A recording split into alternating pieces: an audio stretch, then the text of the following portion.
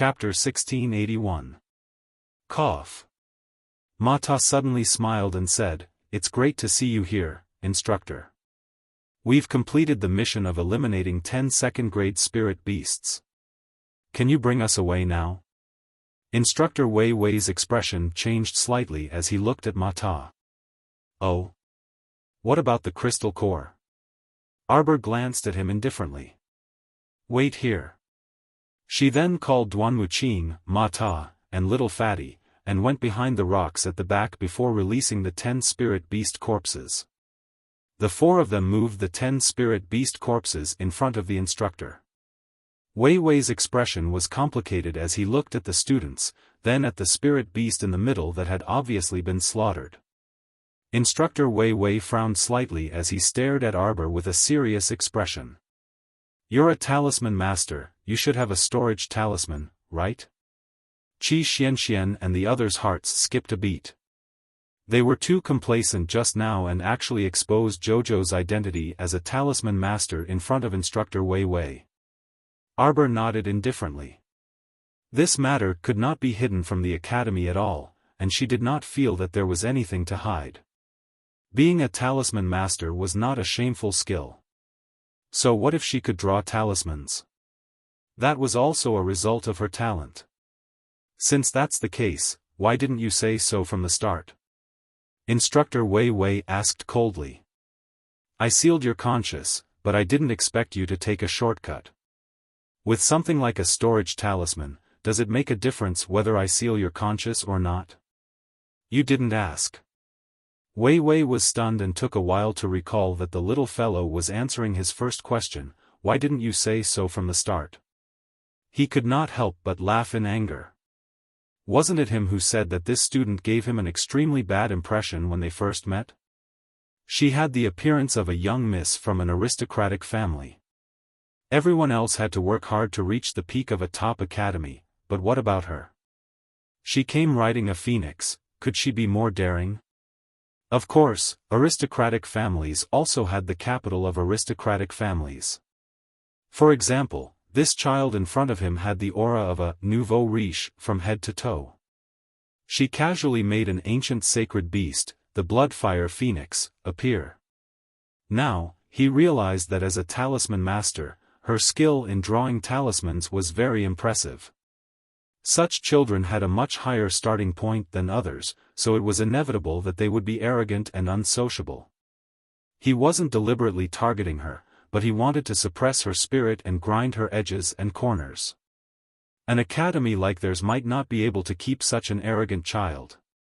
Instructor Wei Wei sneered in his heart. His expression was very rigid as he said in a matter-of-fact tone, "Since that's the case, your results are full of exaggeration. How is it fake? Just a moment ago, they thought that this teacher who stood up to protect them wasn't that annoying anymore. Who would have thought that in the blink of an eye, he was still so annoying?" Qi Xianxian couldn't help but say angrily, "These 10 spirit beasts were painstakingly killed by us. You sealed our inner worlds. We've only been eating some dry rations for the past 2 days. How can there be water? Even though I'm not a symbol master, I know that a symbol master's storage talisman can store many items." Instructor Wei Wei looked at them coldly and said, "Compared to the others, your team obviously has an advantage in terms of living." Qi Xianxian frowned. When she thought about the spirit tea, she couldn't help but feel a little guilty. But at this time, how could they shrink back?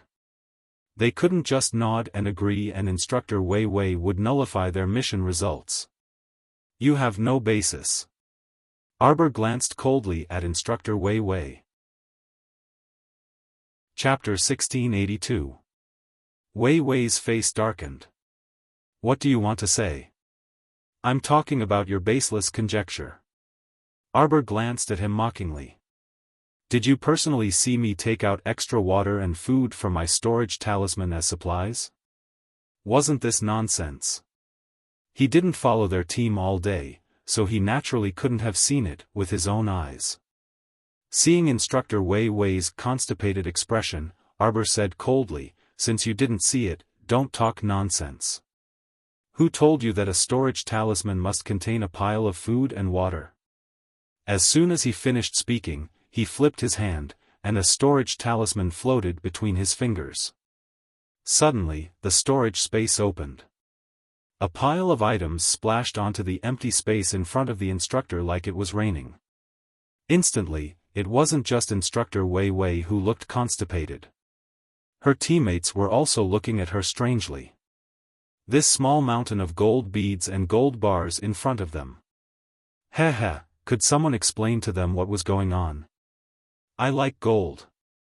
The little stoic said coldly, I just like gold. Let me tell you, even if my inner world isn't sealed, there's nothing to eat inside. My inner world is filled with gold, silver, and jewelry. Everyone stared at her dumbstruck for a long time. Instructor Wei Wei's mouth inexplicably twitched inwardly, and he was freaking speechless for a moment. Why did he suddenly not want to talk to this student? And why did he feel like his chest and lungs were hurting from anger? Fairy, there's someone ahead. Abruptly, a somewhat hoarse voice entered Wei Wei and the others' ears. Wei Wei and the others all turned their heads to look. They saw Fairy Huang He leading a dozen or so battered soldiers and approaching them with a sickly expression. Fairy Huang He and the others were slightly pale, and their lips were chapped, looking like they were dehydrated. Following behind Fairy Huang He were several teams from other academies participating in the trial. Zhu Bozong and Peng Guang were also following behind Fairy Huang He and the others. When they saw the little stoic from afar, their expressions changed slightly, and they subconsciously blended into the crowd.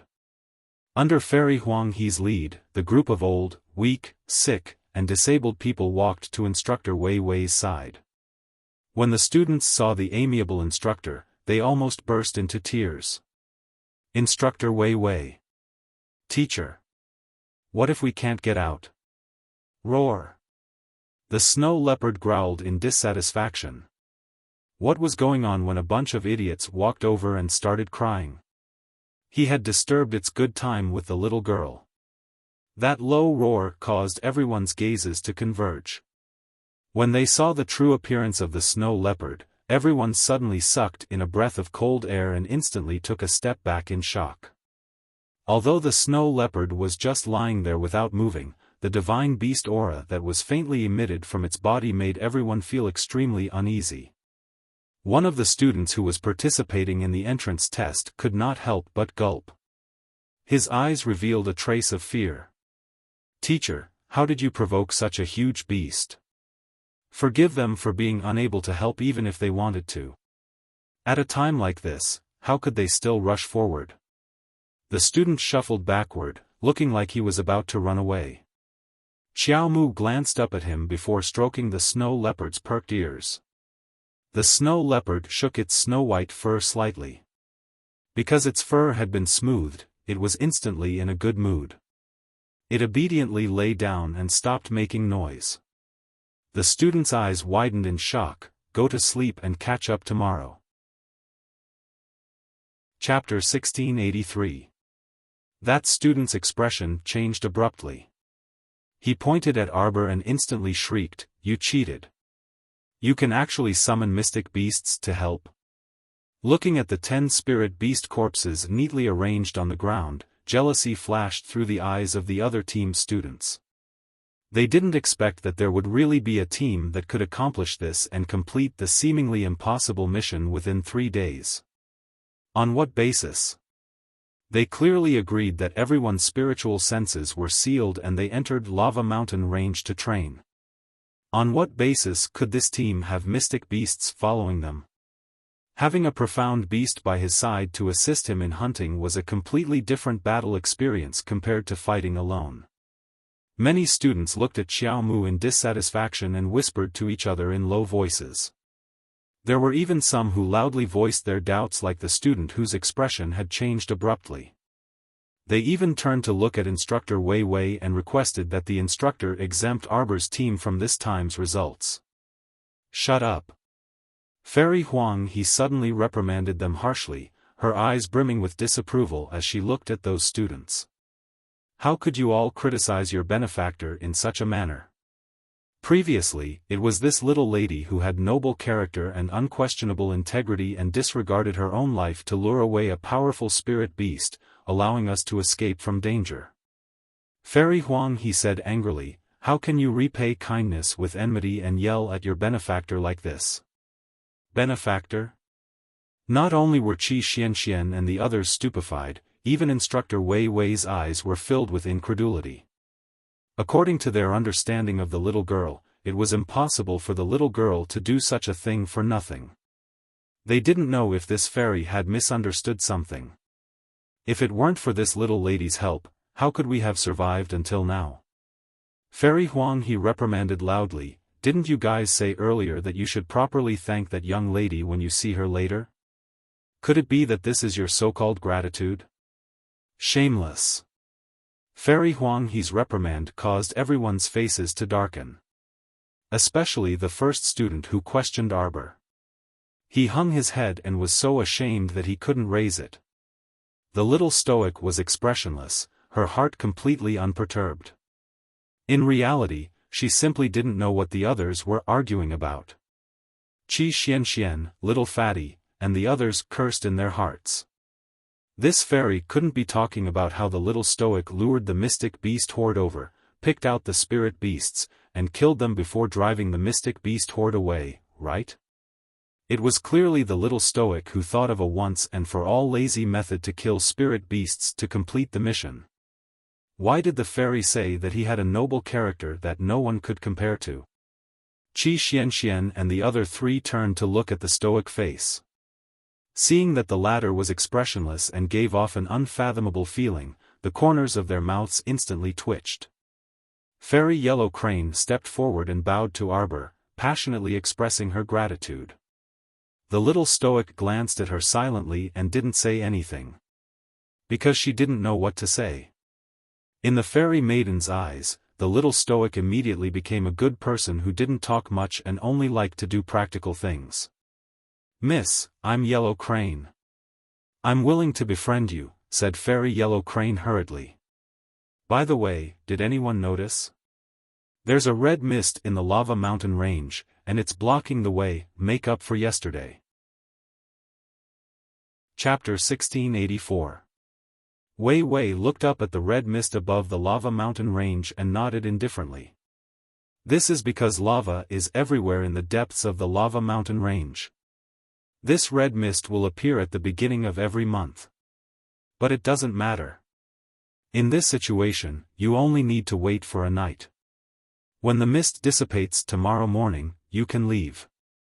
After saying this, Teacher Wei Wei specially glanced at the few groups behind Fairy Huang He. Everyone's situation was very bad. Especially Fairy Yellow Crane's team. They had agreed to leave this damned place, the lava mountain range, by today. They had always believed that they could enter Anka City and have a good rest before nightfall. In the end, once the hope in the bottom of his heart was overturned, his entire spirit and energy also collapsed. Coupled with the anxiety and uncertainty about the future, the members of Fairy Yellow Crane's team were in a very bad situation. As the leader, Fairy Yellow Crane naturally knew that her team members were in a bad situation. But now, she was like a clay bodhisattva crossing a river. She couldn't even protect herself, so how could she care about others? Since the afternoon, Fairy Yellow Crane's water supply had been cut off. Cutting off water in the scorching lava mountain range meant that they were one step closer to death. Cultivators only had slightly better endurance than others. Even great spiritualists might not be able to achieve true inedia. Wei Wei asked in a low voice, "What do your team say? Do you want to leave with them, or continue with the unfinished entrance test mission? If we persevere until the end, can you guarantee that we'll definitely be able to enter the academy?" A student licked his dry lips and suddenly asked. Wei Wei glanced at him indifferently and shook his head. "I can't guarantee it." In reality, the top academies would not recruit more than 3 students every year. The academy had always been working towards cultivating elite students. The good and the bad were uneven. Even if there were many students, it would not be of much use. The students who would stay in the top academies in the end would definitely be the 3 most outstanding students in this batch. There was no need to doubt this. When the student heard him say such heartless words, his face immediately turned green with anger.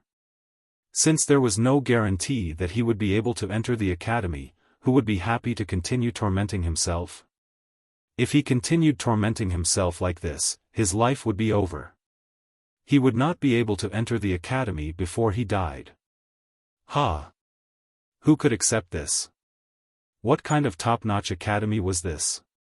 It wasn't even as famous as the 4 great academies. No one would be willing to sacrifice their time and life for such an unknown academy. In the end, they might even end up with nothing. Although it had only been 2 nights in the lava mountain range, it felt like 2 to 3 years had passed. It was torturous. Behind Fairy Yellow Crane, several student groups were clamoring that they wanted to immediately leave the mountain and never have any interaction with the top academies again. When Instructor Wei Wei heard this, he simply nodded his head indifferently. He didn't even try to persuade him to stay. If he wanted to stay, he would stay. If he wanted to leave, he would leave. This was his attitude. This made those students who had spent so much effort to no avail feel somewhat dejected. The crowd that was already irritated by the lack of water suddenly became restless. Chapter 1685.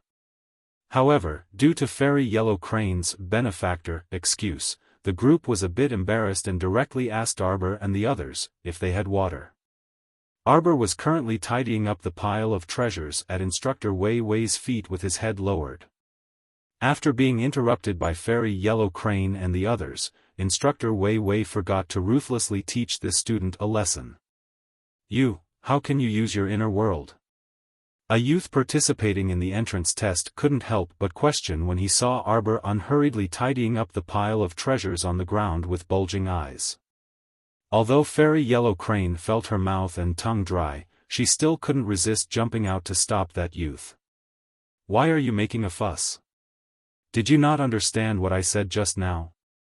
Daring to raise your voice at my benefactor means you're going against me. That youth couldn't help but grit his teeth and whisper, Fairy, could you have seen wrongly? We're all well aware of Arbor's strength. He's only a level 15 minor success great mystic cultivator. You're saying he entered a mystic beast horde alone and even lured away the spirit beasts? No one would believe you if you said that. Punk, are you courting death? Seeing that Fairy Yellow Crane was about to attack him, that youth hastily shrunk his neck and retreated a step. He stammered awkwardly, I am only judging the matter as it stands. After all, your words are very different from Miss Qiao's own strength. If Miss Qiao was a level 15 great spiritual cultivator, then it was still acceptable for her to enter a mystic beast horde alone and safely lure away the spirit beasts. But right now, this little lady surnamed Xiao was only a level 15 great mystic cultivator. In terms of cultivation, which one of the people present wasn't a level 13 great mystic cultivator or above? Could there be such a big difference between 2 levels? Oh, a dozen or so level 13 great mystic cultivators couldn't beat a mystic beast horde, but a little lady could easily enter and exit a mystic beast horde and lure away the spirit beasts? That was impossible. Fairy Yellow Crane most likely saw wrongly due to her old age. Fairy Yellow Crane was just about to swing her fist and punch that punk in the face. On the other side, the little stoic had calmly finished packing up her things. She didn't even look up and directly walked to the snow leopard's side. She jumped onto its back and rubbed its snow-white fur. Let's go. Roar. The snow leopard turned around and faced the students with different expressions with its butt. With Arbor on its back, it walked gracefully. Qi Xianxian and the rest did not hesitate and hurriedly followed behind. They did not even look at the group of students. A bunch of idiots couldn't be bothered with them. In fact, Jojo was the one who had caused the mystical beast horde. But if Jojo hadn't chased the mystical beasts away, would these idiots still be alive? He even dared to question Jojo's actual combat ability. He's really something. If Jojo really wanted to argue with them, even if they ganged up on Jojo, they would not be able to gain any advantage. If Jojo claimed to be number 2 in terms of actual combat, no one would dare to claim to be number 1. Hey, wait! When the group of students saw Arbor and the others leave without looking back, they immediately became anxious. The youth who spoke even chased after them and asked with an unsightly expression, "Wait. I saw many water sacks hanging from the little fatty's waist earlier. Since we're acquaintances, why don't you give a few water sacks to?" Scram!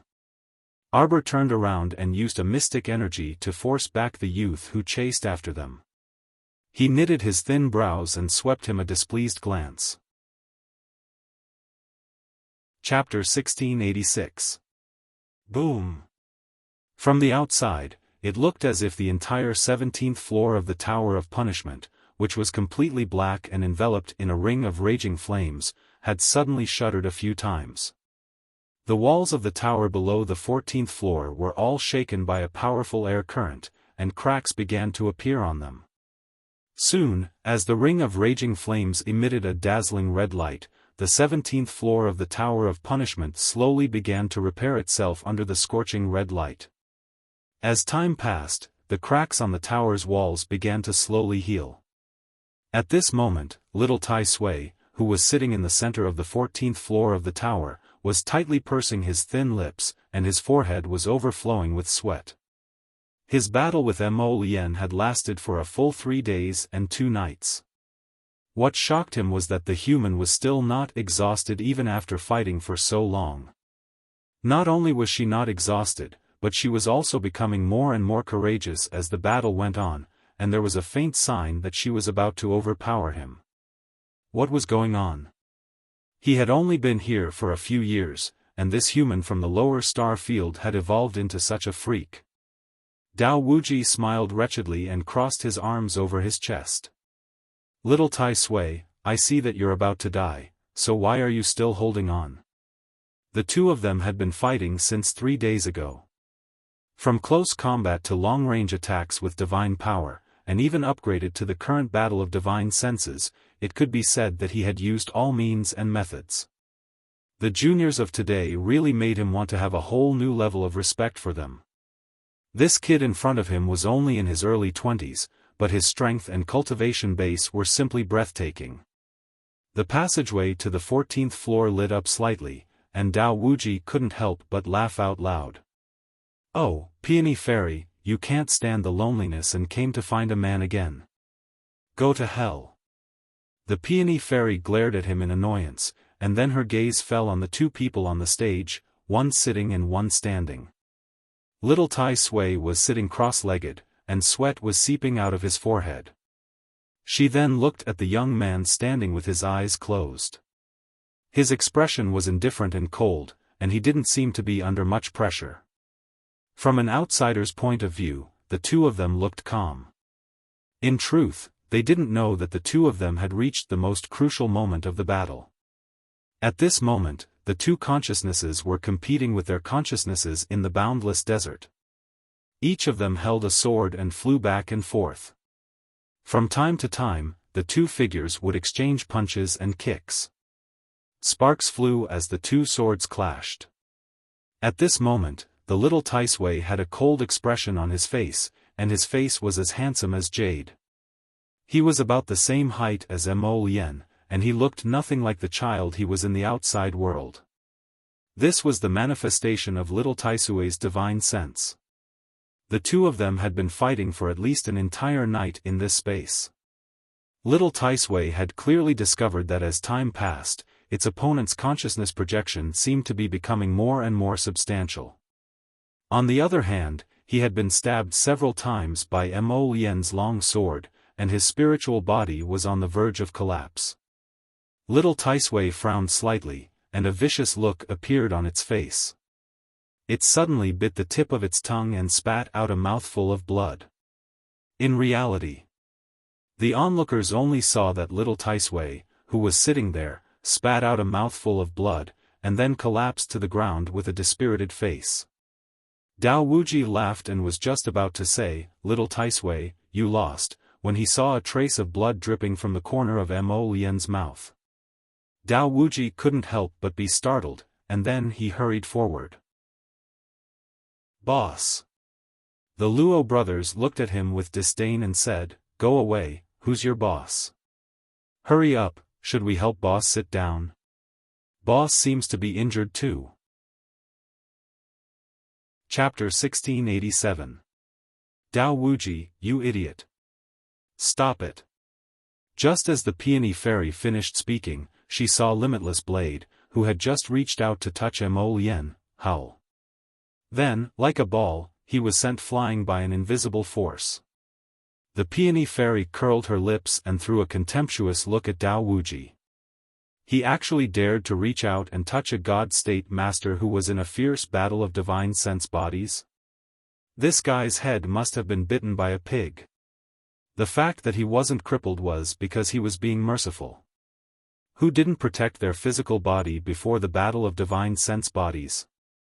Otherwise, what if the physical body was destroyed in the middle of the battle? Moreover, this young man who looked very powerful in front of her was really just a God-state master? A God-state master could hold on for so long under the hands of an immortal venerable and still have the upper hand? The Peony Fairy only felt that it was incredible. Ginkgo Fairy, who was standing beside her, stared at Prince Mo without blinking, with pink bubbles in her eyes. Wow! This young man is really young and powerful. The most important thing is that he is very handsome. My heart is moved, so moved. Ginkgo Fairy felt that she couldn't resist the call of love and stepped into the abyss of love first.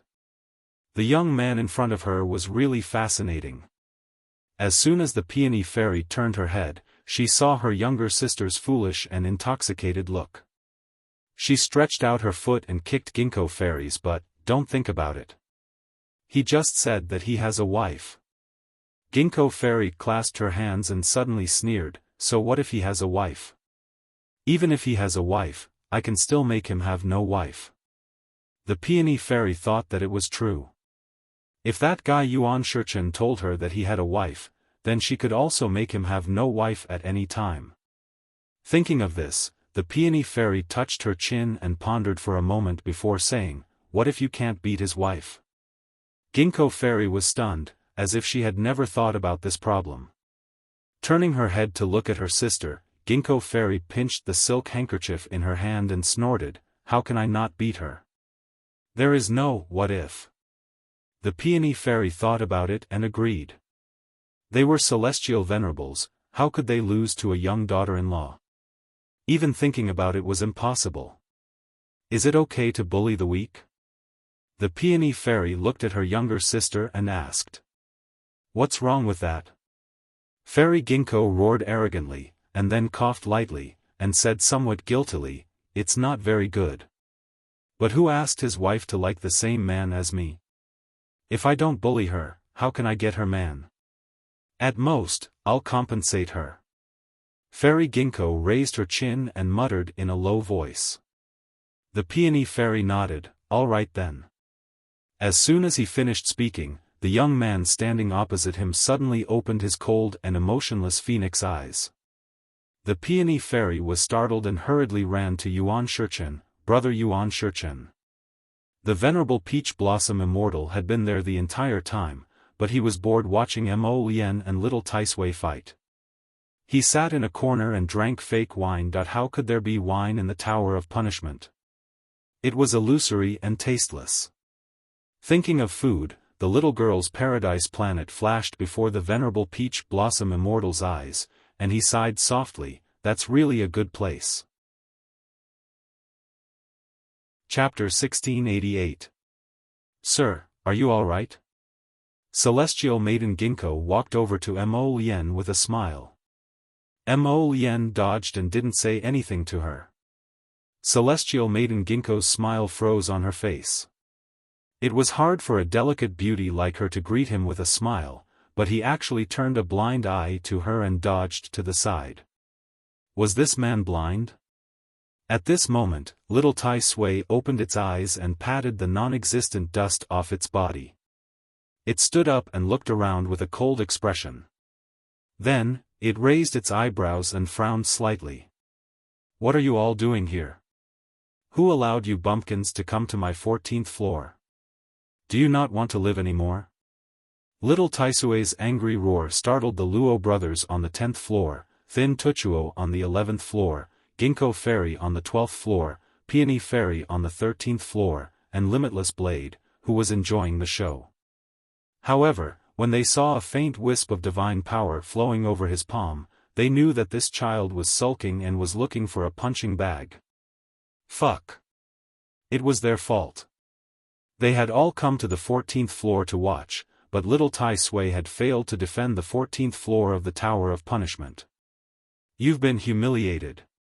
You're in a bad mood. Everyone was secretly amused and covered their mouths with their hands. Little Tai Sui's cute and handsome face scowled, and its childish voice was cold and merciless. If you don't piss off, I'll make you all hang here. Don't go down. TCH. Before Dao Wuji had a chance to provoke it, he saw Celestial Maiden Ginkgo staring at little Tai Sui with stars in her eyes. Dao Wuji couldn't help but be dumbfounded. You're looking at an 8 or 9-year-old boy with such an infatuated expression. Is it appropriate for you to not even let a child go? Little Tai Sui, let's go right away. One of the Luo brothers hurriedly said. He turned and exchanged a glance with Mo Lien before leading the group toward the entrance to the 15th floor. Stop right there. Little Tai Sui suddenly shouted to stop them. Everyone turned their heads helplessly, waiting for the mature voice but the appearance of a child to reprimand him. I'll go up with you. Everyone! Exclamation point. Then why did you waste so much time talking to Mo Lien and hit her for 3 days and 2 nights? Was that a joke? Wouldn't it have been better if he had let them go earlier? Little Tai Sui silently glanced at Mo Lien and said with a mature expression, this venerable is just a little curious. I wonder if you can pass the 15th floor. Can you reveal who is guarding the 15th floor? Hee hee. Little Tai Sui sneered and glanced at Dao Wuji who was speaking. You failed to challenge the 13th floor, and now you're just following others. What right do you have to ask me so many questions? Get lost. Wuji Dao was speechless. The child's cold eyes told Dao Wuji a fact: people who freeload had no human rights. How infuriating.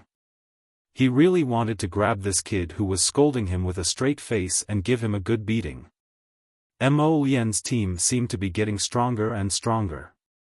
Now, all the guardians from the 10th floor to the 14th floor were following behind them.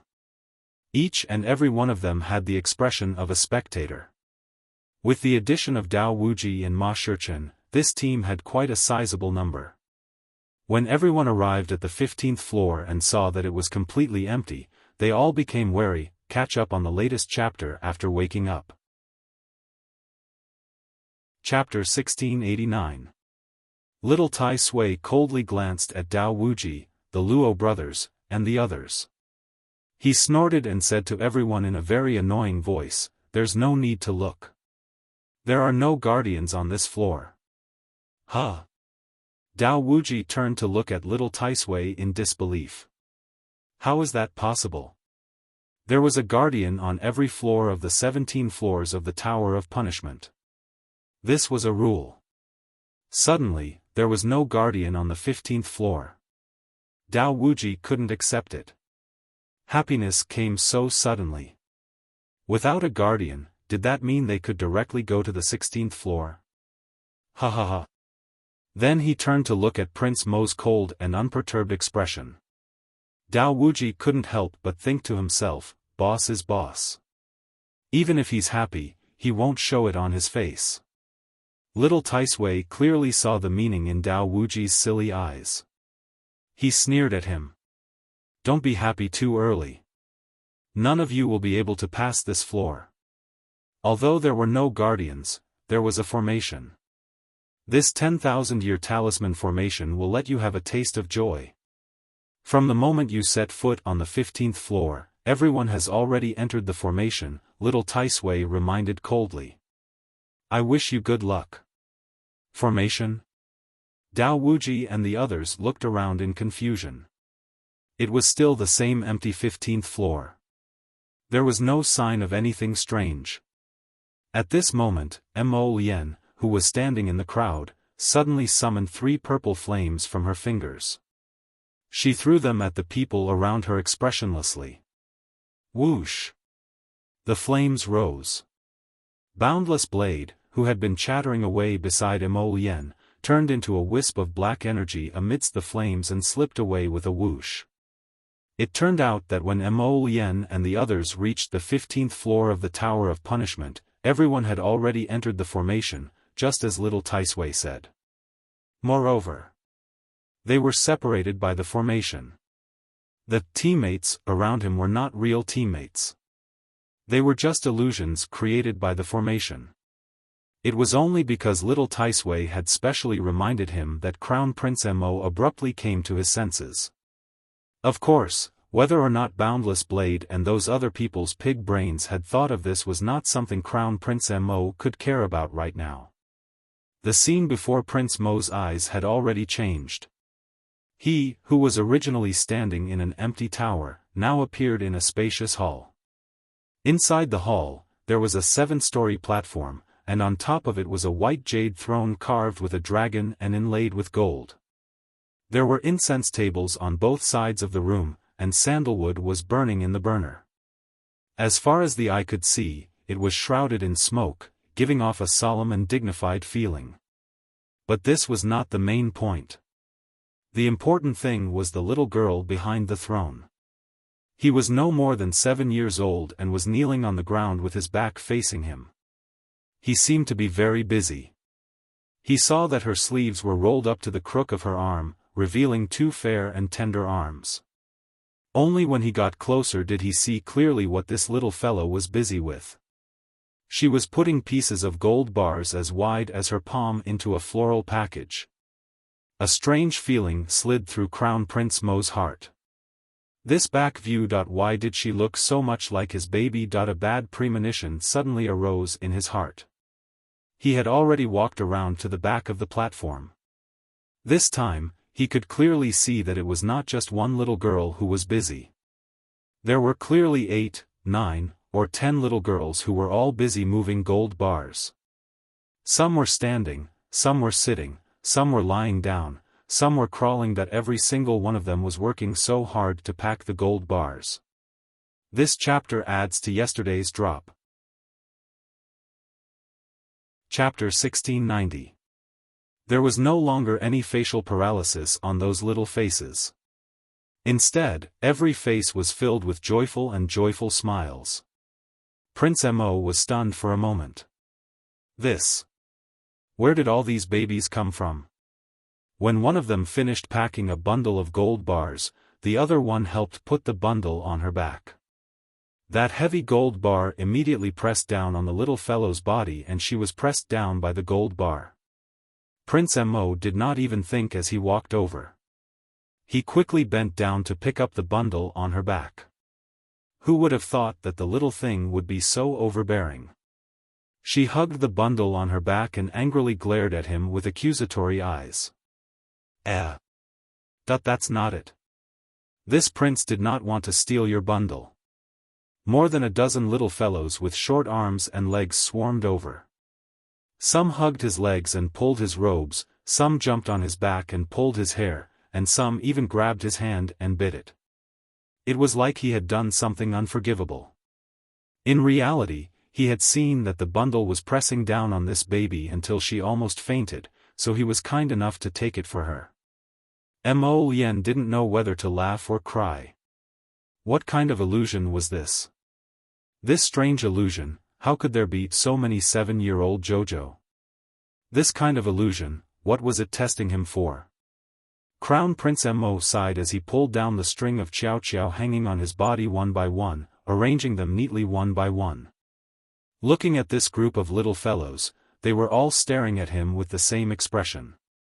Without knowing why, Prince Mo felt that it was very funny. After rubbing one's head, then the other's head, Crown Prince Mo probed, "How about, I help you move it? Where do you want to move to?"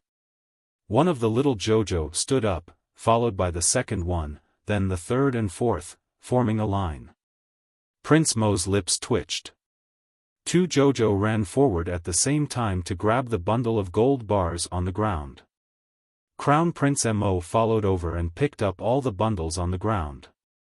When he saw that the group of little Xiao Xiao was about to dash over to attack him again, he hastily retreated and said, both amused and exasperated, "I'll help you move them over.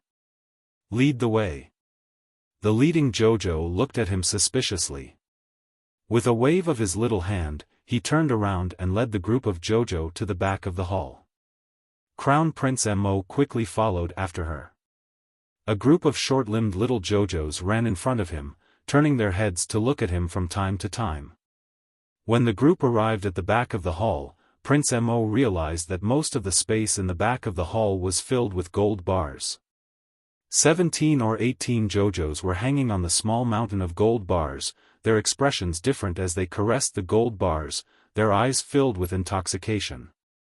This. Prince Mo almost burst out laughing. That's right, when they first met, the 7-year-old Jojo was always a little money grubber. Where do I put it? Prince Mo followed the leading little Jojo and put the bundle in the place she pointed out. Could it be that this glyph formation was testing his resistance to Jojo? Was there a need to test it? There was definitely no need. At this time, Yuan Shichen, who entered the glyph formation with him, had already come out of the first glyph formation illusion. Looking at the golden hall and gold and silver that had disappeared behind her, Yuan Shichen understood that the first glyph formation illusion was meant to test a person's resistance to money. For the Crown Prince, this shouldn't be a big problem. Chapter 1691. Northern Prince Mo was in a high position. What did he not have? Naturally, he would not be blinded by a little bit of wealth. However, what Hu Shichen did not know was that Prince Mo had really been left behind in the Hall of Wealth. It was not that he was blinded by the wealth, but that pile of babies was really lively and charming. Prince Mo was personally moving gold bars for the babies. It was hard for Hu Shichen to remember him after exiting the first layer of the formation illusion.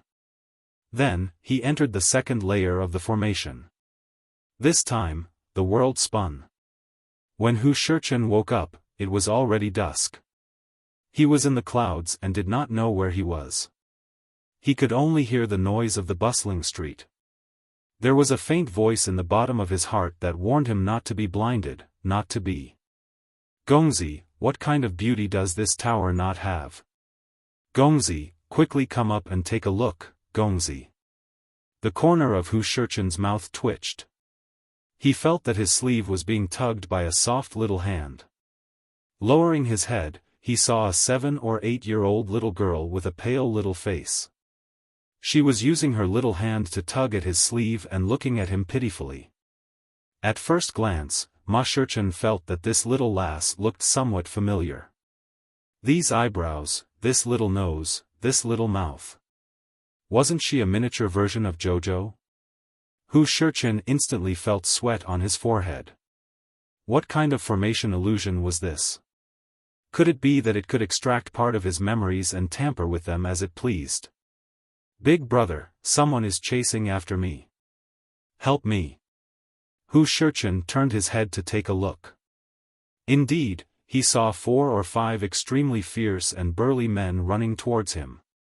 Although he was very clear that he was definitely in another layer of illusion, his emotions actually won over his reason. Without thinking, he reached out and picked up the little guy, quickly leaving. At this time, the bunch of Jojo who were reluctantly hugging Prince Mo's leg were crying and complaining with tears in their eyes. One after another, they looked at the Crown Prince who was about to abandon them and leave. I've already moved the gold mountains for you. Prince Mo said helplessly, if we don't leave now, will be trapped here forever by this talisman array. A bunch of JoJo were crying, and the scene was very lively. Prince Mo regretted that he did not have the time now.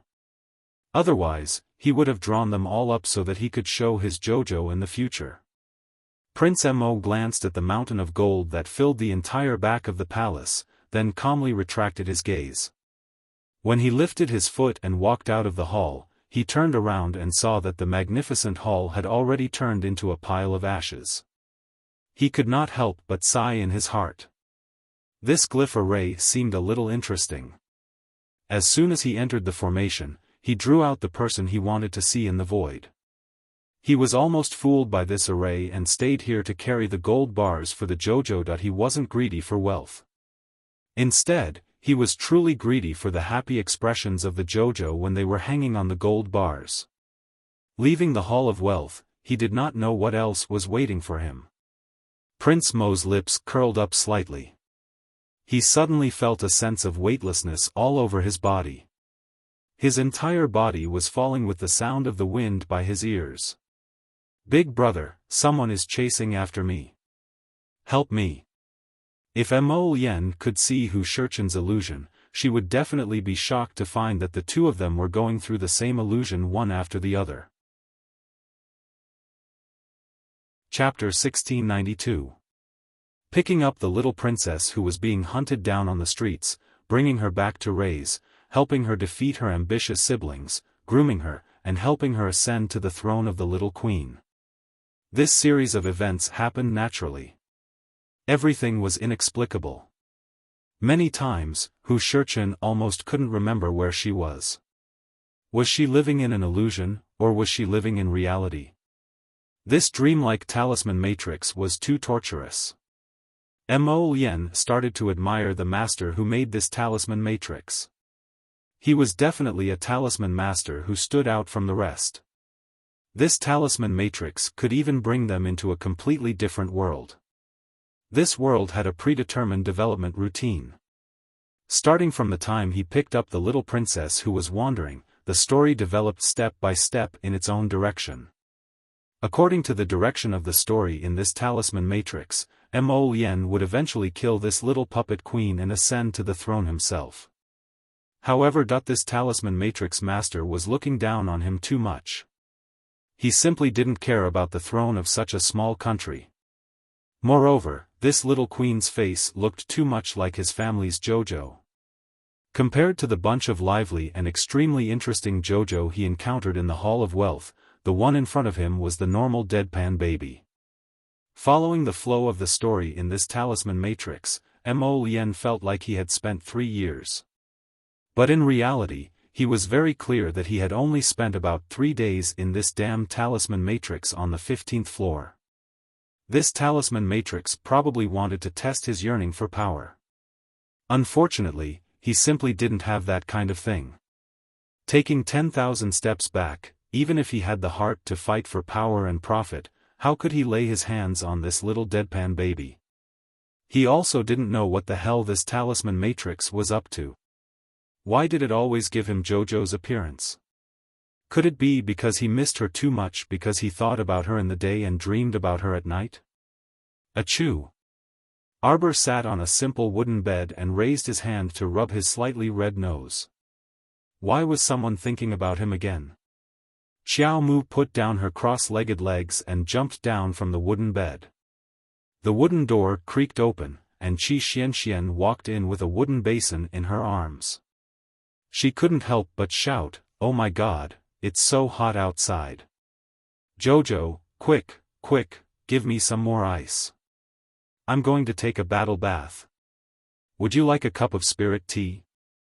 Qi Xianxian hurriedly turned around to take a look. She closed the door and shook her head. "Don't. It's better for us to keep a low profile. Don't let the teachers find out. We drank spirit tea during the entrance exam." After all, he had only been in the academy for 2 days and had yet to complete the normal admission procedures. He could face the danger of being kicked out of the academy at any time. If that one-track-minded teacher Wei Wei were to discover anything, he might really be chased out. Arbor glared at her. With a wave of his little hand, he threw a few ice balls into her wooden basin. Go wash up. Qi Xianxian beamed with joy as she nodded her head. Then, she carried the wooden basin and walked out. It wasn't that she wanted to complain about this academy, but the environment was really terrible. It was built on top of the lava mountain range.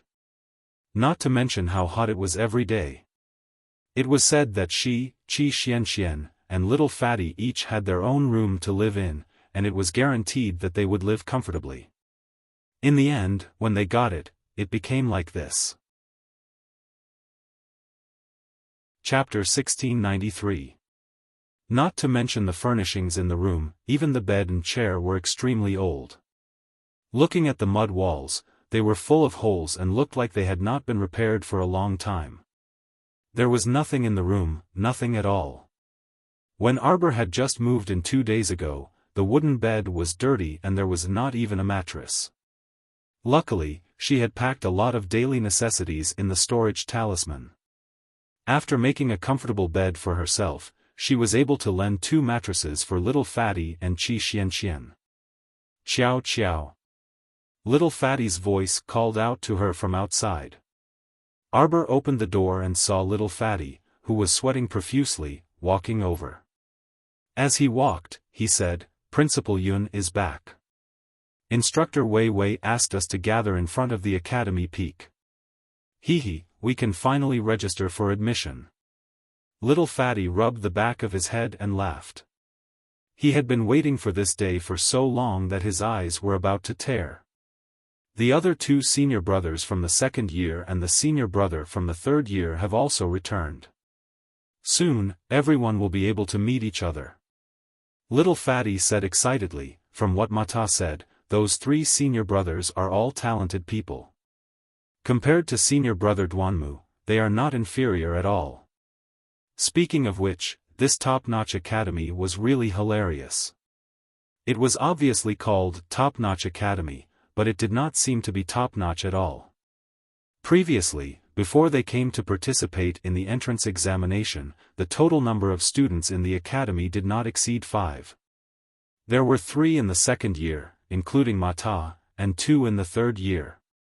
The saying that there were no more than 3 students in a year was completely true. Because until now, even if Arbor and the other 2 were included, the number of students in the entire academy could be counted with one's fingers.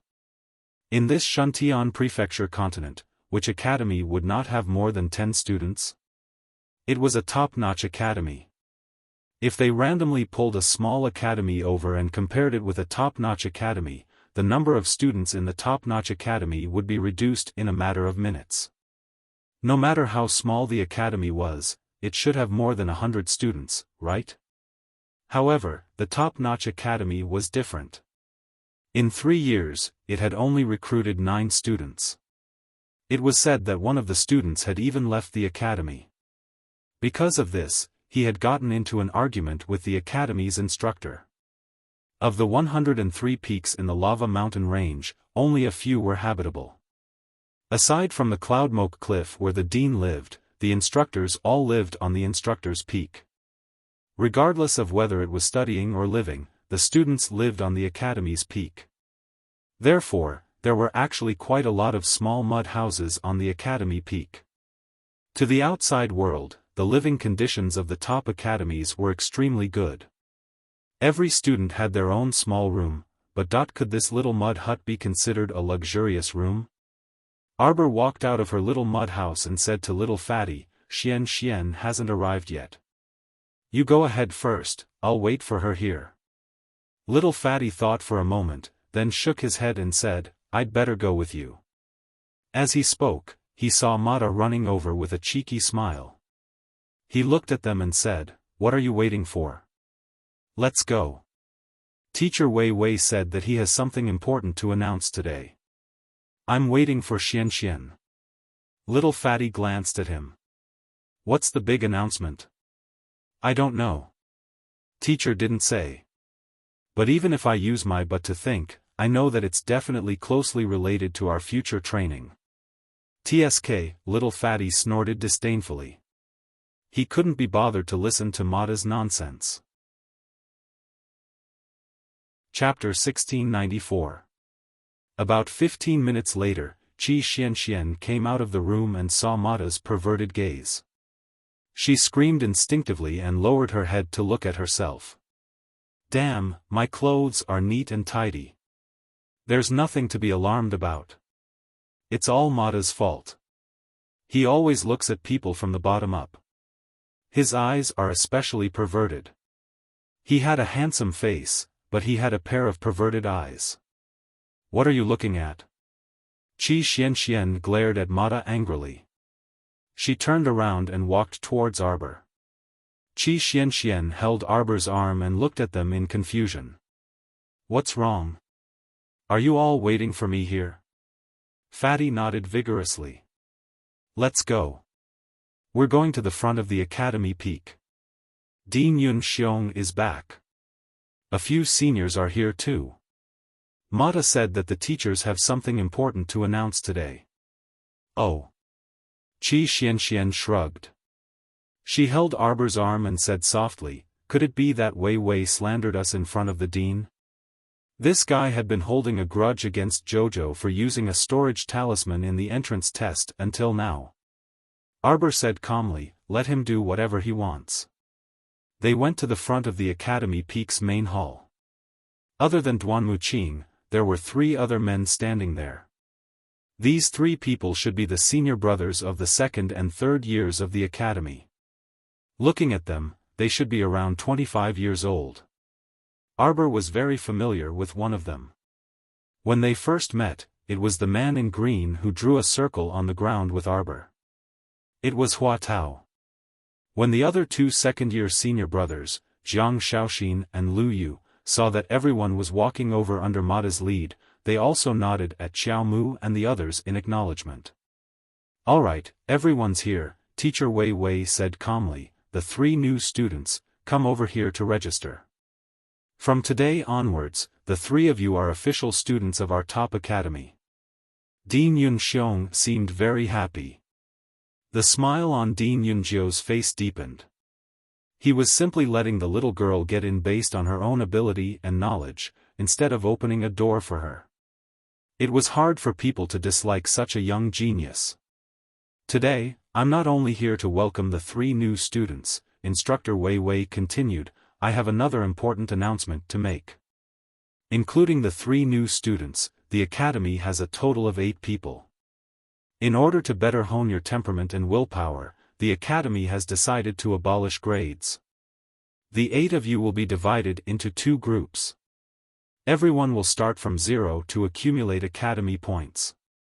In 3 months, those who are able to obtain more than 1,000 points will be qualified to participate in the school league. Only those who obtain 3,000 points in a year can graduate successfully. The points will be reset to 0 after the new year. In other words, if they couldn't save up 3,000 points in a year, they would have to continue learning in this lousy academy. He would continue to study for an indefinite amount of time. Little Fatty, Qi Xianxian, and Arbor looked at each other silently. Arbor immediately regretted his decision. Wasn't this academy a little too unreliable? What did it mean to be divided into 2 groups? So in the future, when they did missions, they would have to face seniors from the higher years? Also, this point system would definitely be very fraudulent. Arbor had a headache just thinking about it.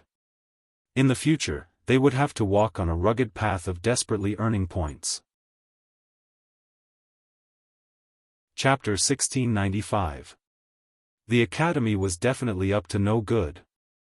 There would definitely be competition between the 2 teams, and the team that lost would probably not be able to obtain any points. Wei Wei said indifferently, if you don't have any objections, come over and pay the fees. Everyone will pay 20 spirit coins once every 3 months. If you want to pay in advance, you can do so as well. I'll pay in advance. Who knows if I can stay in your academy for the full 3 months. Arbor glanced at Qi Xianxian, who was looking at her anxiously, and reluctantly went forward to pay the fees. Oh, if you pay the fees but don't listen to the teachings of the instructors, and even have delusions of running away from the academy, then the academy will be responsible for you. The vice principal will beat you until you start doubting your life." Arbor was speechless. She raised her head and looked at the flower-like and kind-looking, fat vice principal. Arbor and the other students looked at each other, feeling as if they had fallen into a trap. "All right, the fees have been paid. Next, I'll talk about the training goals for the next 3 months." Arbor was still hesitating when a short instructor ran forward and snatched the money bag from her hands, winking at her. Miss Chiao was furious. She hadn't thought it through. Qi Xianxian secretly grinned and thought to herself, "This instructor Zhou is really a clown. Oh right, you guys can split into 2 groups first." The short instructor grinned. The 3 seniors who were familiar with each other naturally gathered together. However, what surprised them was that Mata and Duanwu Qing actually stood with the 3 freshmen and didn't rush over to their side. "One of you go over." The short instructor roared at Mata. Mata immediately shook his head like a rattle drum. What a joke, he didn't want to leave Miss Chiao's team. He felt that if he stood with Arbor's team, he would definitely be in trouble. "We are in the same team," Mata hurriedly said. "Duanmu, you go over." Duanmu Qing shook his head. "I'm not going." Wei Wei was angered to the point of laughter. It seemed that these 3 freshmen had become extremely popular, right? "Then let's draw lots." Principal Yun smiled faintly. Qi Xianxian immediately hugged Arbor's arm nervously and roared at Mata, "You go over." "No, no, no." Arbor suddenly raised her head. She narrowed her eyes and looked at a streak of light that suddenly flew over from afar. She reached out her hand and a piece of ebony talisman turned into ashes in her palm. Arbor's black pupils were as calm as an ancient well. Suddenly, he turned around and said to Principal Yun, "Excuse me for a moment." One day, Principal Yun and the 5 instructors were stunned. When they looked up, Arbor had already summoned a blue bird. With a whoosh, he landed on the blue bird and flew down the mountain. "Jojo, where are you going?" Qi Xianxian was startled and hurriedly shouted at Arbor's departing figure. "Kill." A calm and indifferent voice came into everyone's ears from afar, causing them to feel a chill in their hearts. "Dean." Instructor Wei Wei looked at Dean Yun with a solemn expression. Wasn't this little girl too unruly and unruly? Dean Yun smiled and said, "It's okay, she will come back." Who hadn't been hot-blooded when they were young? Huh. Everyone looked at each other in dismay. They felt that the dean was being too lenient with the little girl. Dean Yun smiled. "You guys go draw lots first. I will go out for a moment." The little girl running out alone was naturally not reassuring. He planned to follow her and take a look. Chapter 1696. Of course, Yun Fiang would never tell them that he was only there to watch the show. He had a feeling that the little girl was going to do something earth-shattering this time. Strange. Why was he looking forward to it? Back to Arbor. After leaving the academy peak on the Blue Phoenix, she rushed toward the location indicated by the tracking talisman. Before the tracking talisman disappeared, it had already transmitted Tan Fa's location to her accurately. It was not very far. The Blue Phoenix could make a round trip in 1 day. Most importantly, she was very familiar with Tan Fa's hiding place. It was the place where Mata gave Qi Xianxian a trashy map, which made them look for a top academy on an unknown mountain, and where they met the little fatty later. She had just learned that the mountain was called Chi Mountain. It was outside Anka City, in the opposite direction of the lava mountain. Xiao Mu pursed her small lips and apathetically twisted open her defensive ring. She then added a defensive barrier to herself, isolating herself from the howling gales outside. She held the gold-beaded talisman pen in her right hand, and 3 blank ebony talismans floated in front of her. After a few strokes, she drew 3 puppet talismans smoothly. Then, more than 10 blank ebony talismans floated in front of her again and quickly turned into talismans under her drawing. Or rather, talismans. After more than 10 yellow-level Mystic Een talismans were completed, Arbor's lips curled into a cold smile. Talismans made by a yellow-level Great Talisman Master. You're lucky. It had only been 3 days since Tan Fa escaped from the Space Talisman Array with Che Ruan, and Arbor had followed the man with the tracking talisman. She knew that as long as the monkey-faced man did not escape from the Shuntian continent, she would definitely find him in 3 days. What Arbor did not expect was that the guy was quite cunning.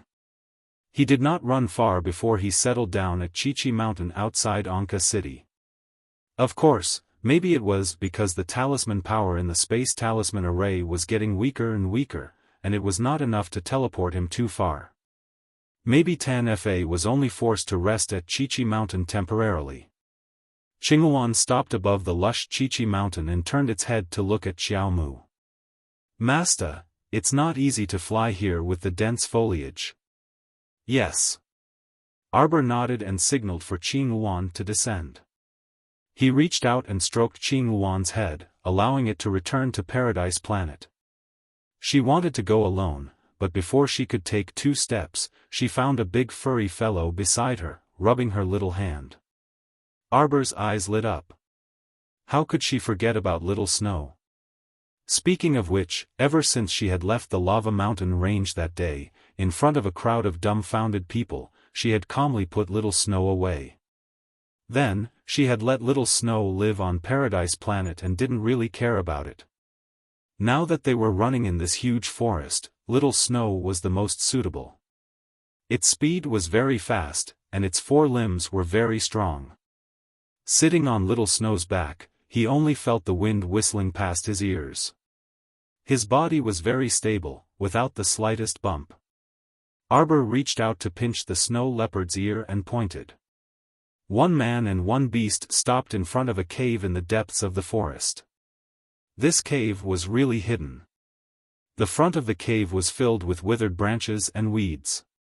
A row of jujube trees was planted in front of the cave, but they were all drooping and withered.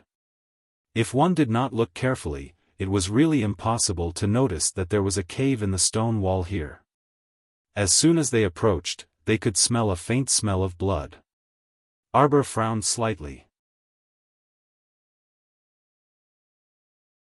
Chapter 1697. Oh. Arbor wondered what Tan Fa was up to create such a strong smell of blood. Even Arbor frowned when she smelled it. Arbor patted the snow leopard's head to comfort it. She bent down and picked up the snow leopard that had shrunk into her arms. Then, she leisurely walked into the cave. The entire cave looked extremely gloomy from the outside. When she stepped in, she saw that there were 3 or 4 dim yellow lamps on the walls of the cave. The cave was empty except for a small bonfire in the corner. A small pot of boiling water was hanging from a frame. Next to it was a bunch of chopped branches. Arbor's gaze moved to the center of the cave. There was a large grayish-brown urn. The strange smell of blood was coming from the urn. Arbor walked to the front of the urn unhurriedly. The closer she got to the urn, the heavier the smell of blood became. It was extremely unpleasant. Xiao Mu's eyes flickered, and she heard a mocking laugh coming from the cave entrance. Heya, what a rare guest, what a rare guest. Miss Xiao has graced us with your presence. How should Tan Fa welcome you? Arbor turned her head with a cold expression. She saw that Tan Fa's small eyes were staring at her with a strange light. How did you find me? Arbor looked at him with a cold expression. She was somewhat puzzled. How did Tan Fa's injuries heal so quickly? 3 days ago, he had clearly been turned into a dog by her backlash. Why was it that when they met again, he was as lively as a dragon and as lively as a tiger, as if he had not suffered the slightest bit of backlash? Arbor's fingers suddenly moved. She smashed the mystic guiding glyph array on herself and threw a binding glyph array at the entrance of the cave. Tan Fei's pupils shrank. He immediately dodged to the side. Unexpectedly, he heard a bestial roar. A white light suddenly rushed to his side. With his many years of battle experience, Tan Fei suddenly had a bad premonition. He made a prompt decision and rolled to the side. This avoided Little Snow's sudden bite. When one's life was hanging by a thread, everyone had an instinctive reaction to survive. Tan Fei was no exception. However, just as he dodged the snow leopard's white teeth, Miss Qiao's puppet talisman arrived as well. What? Shocked, Tan Fei hurriedly threw out a dozen yellow rank defensive talismans to defend himself. The yellow-level defensive talisman was naturally very effective. Seeing that the puppet talisman he threw was blocked, Arbor didn't waste his energy. He directly recalled the puppet talisman and threw out a dozen more Xian Yin talismans. You're a talisman master. Tan Fei finally discovered something that made him shocked. The young girl in front of him was not a normal talisman master. She knew how to draw talismans. The dozen or so Xian Yin talismans that she threw out were actually smoother and more natural than his grandmaster's. This. Why? Tan Fei's heart slightly tightened, and he quickly rushed towards the large urn in the middle of the cave. Although you are a rare charm master in the world, but today, you must die in this unknown cave. Heh, I don't care if you become my human cauldron or my puppet ghost spirit. Miss Qiao, you can only blame yourself for not wanting to walk the path to heaven. There's no door to hell, yet you insist. Ow! Before Tan Fei could finish his string of self-righteous nonsense, he discovered that he had been sent flying to the top of the cave by a huge tail. How was this possible? Even if he was beaten to death, he wouldn't dare believe that he had been slapped to the sky by this young girl before he could finish speaking. The sixth watch will be finished. However, it will be very late, so don't wait for me. Chapter 1698. Arbor expressionlessly looked at Tan Fei, who had been whipped into the air by the little white squirrel's tail, coldly curling her lips. Then, he rushed to Tan Fei's side with a big stride. With a flick of his finger, a puppet charm suddenly entered Tan Fei's consciousness. Tan Fei vigilantly opened his eyes wide. The sentence, "What did you do?" had only been uttered 3 words when he suddenly felt that his conscience seemed to have been poured in by a surge of power, directly tearing it apart. His entire body was in so much pain that he immediately fell to the ground, hugging his head and rolling back and forth on the ground. Arbor didn't care about him, sauntering forward, kicking open the lid of the large urn. Inside was Che Ruman's deathly pale face, which didn't surprise her in the slightest. Charm masters had always been sinister, which was why they were despised and intolerable by the world. However, in reality, the more the charm masters were despised by the world, the more perverted and frightening their actions were. At this time, Che Ruman's eyes were gouged out, her tongue cut, unable to make the slightest sound. Although her 4 limbs weren't chopped off, but looking at her limp appearance, she already didn't have the tendons in her arms and legs all snapped, without the slightest strength to resist. There was a thick smell of blood in the large urn. The urn was covered with sheets of charms drawn with blood. Arbor roughly looked around. This was an extremely vicious forbidden spell, disgraced by the righteous charm masters. Regardless of gender, as long as the person was placed in a container covered with blood charms, and the power of the curse seeped into the person's body, it would have the effect of the blood curse. This kind of blood curse was really very nourishing for the person who drew it. Within 49 days, it could endlessly absorb the essence, energy, and vitality of the person under the curse. No wonder this damned man, in less than 3 days' time, was able to walk out from the previous serious injury of the backlash. It turned out that he had absorbed Che Ruman's power. Of course, the backlash and side effects of this kind of blood charms were very obvious. Once the absorption was interrupted midway, not only would one suffer an extremely disastrous backlash, but it would also cause the person who drew the curse to lose their cultivation to 0 for 7 days. What's more, if they went for wool and came home shorn, it would cause their bodily functions to deteriorate rapidly, and some of them would even be worse than their original body. And now, what Arbor wanted to do was to let this insidious man in front of him reap what he sowed. Ah! The man whose conscience was injured was rolling around on the ground. He suddenly raised his head and saw Arbor looking back at him coldly. His heart skipped a beat. Tan-Fa stretched out a hand and let out a sharp cry that even he couldn't understand. Wait! Arbor's small hand, which was covered with a layer of Vajra talisman, directly grabbed Che Ruman's hair, lifted her out of the big urn, and casually threw her aside. A light flashed in her hand, and an ordinary-looking iron hoe appeared in her hand. Clang! With a swing of the hoe, the big urn was completely smashed into pieces. Ah! Tan-Fa let out a blood-curdling scream as he spat out a large pool of blood from his mouth. Arbor didn't even bother to look back, and directly used the hoe to smash the big urn into smithereens, completely destroying those blood charms stuck on the urn. Tan-Fa collapsed on the ground, his face full of disbelief. He probably didn't expect that in just a few minutes, he was about to be killed by this savage little girl in front of him. Chapter 1699. Didn't the words he had said earlier just invite a series of jokes? He actually wanted to capture this young girl with such a high cultivation base and use her as a cauldron or vessel to increase his power, or just kill her and slowly nurture her into a ghost spirit.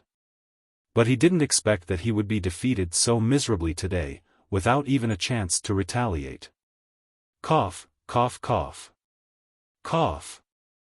The explosive pain in his conscience, in addition to the blood curse being interrupted midway, caused him to once again be engulfed by the power of the backlash, and his cultivation base was completely lost.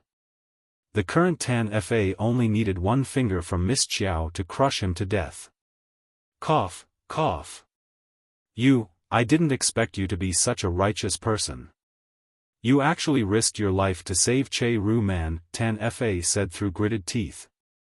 Today's events were so sudden that he really didn't expect Miss Chiao to find his hidden hiding place. Moreover, he didn't expect that this little girl in front of him was actually a curse master at such a young age. The little girl had been using the techniques of a curse master to fight with him. She looked so arrogant because she wanted to let him know that in terms of the art of curses, he, Tan-Fa, who had studied for so many years, couldn't compare to this damned girl. After a long sigh, Tan-Fa collapsed on the ground, feeling that his head was still faintly throbbing in pain. He resisted the sharp pain in his conscience and forced himself to sit up. Looking at Arbor, he said softly, Miss Chiao, I'm sincerely convinced by you. Cough, cough, cough, seeing that we're both from the Tao of curses, you should be magnanimous and let me go.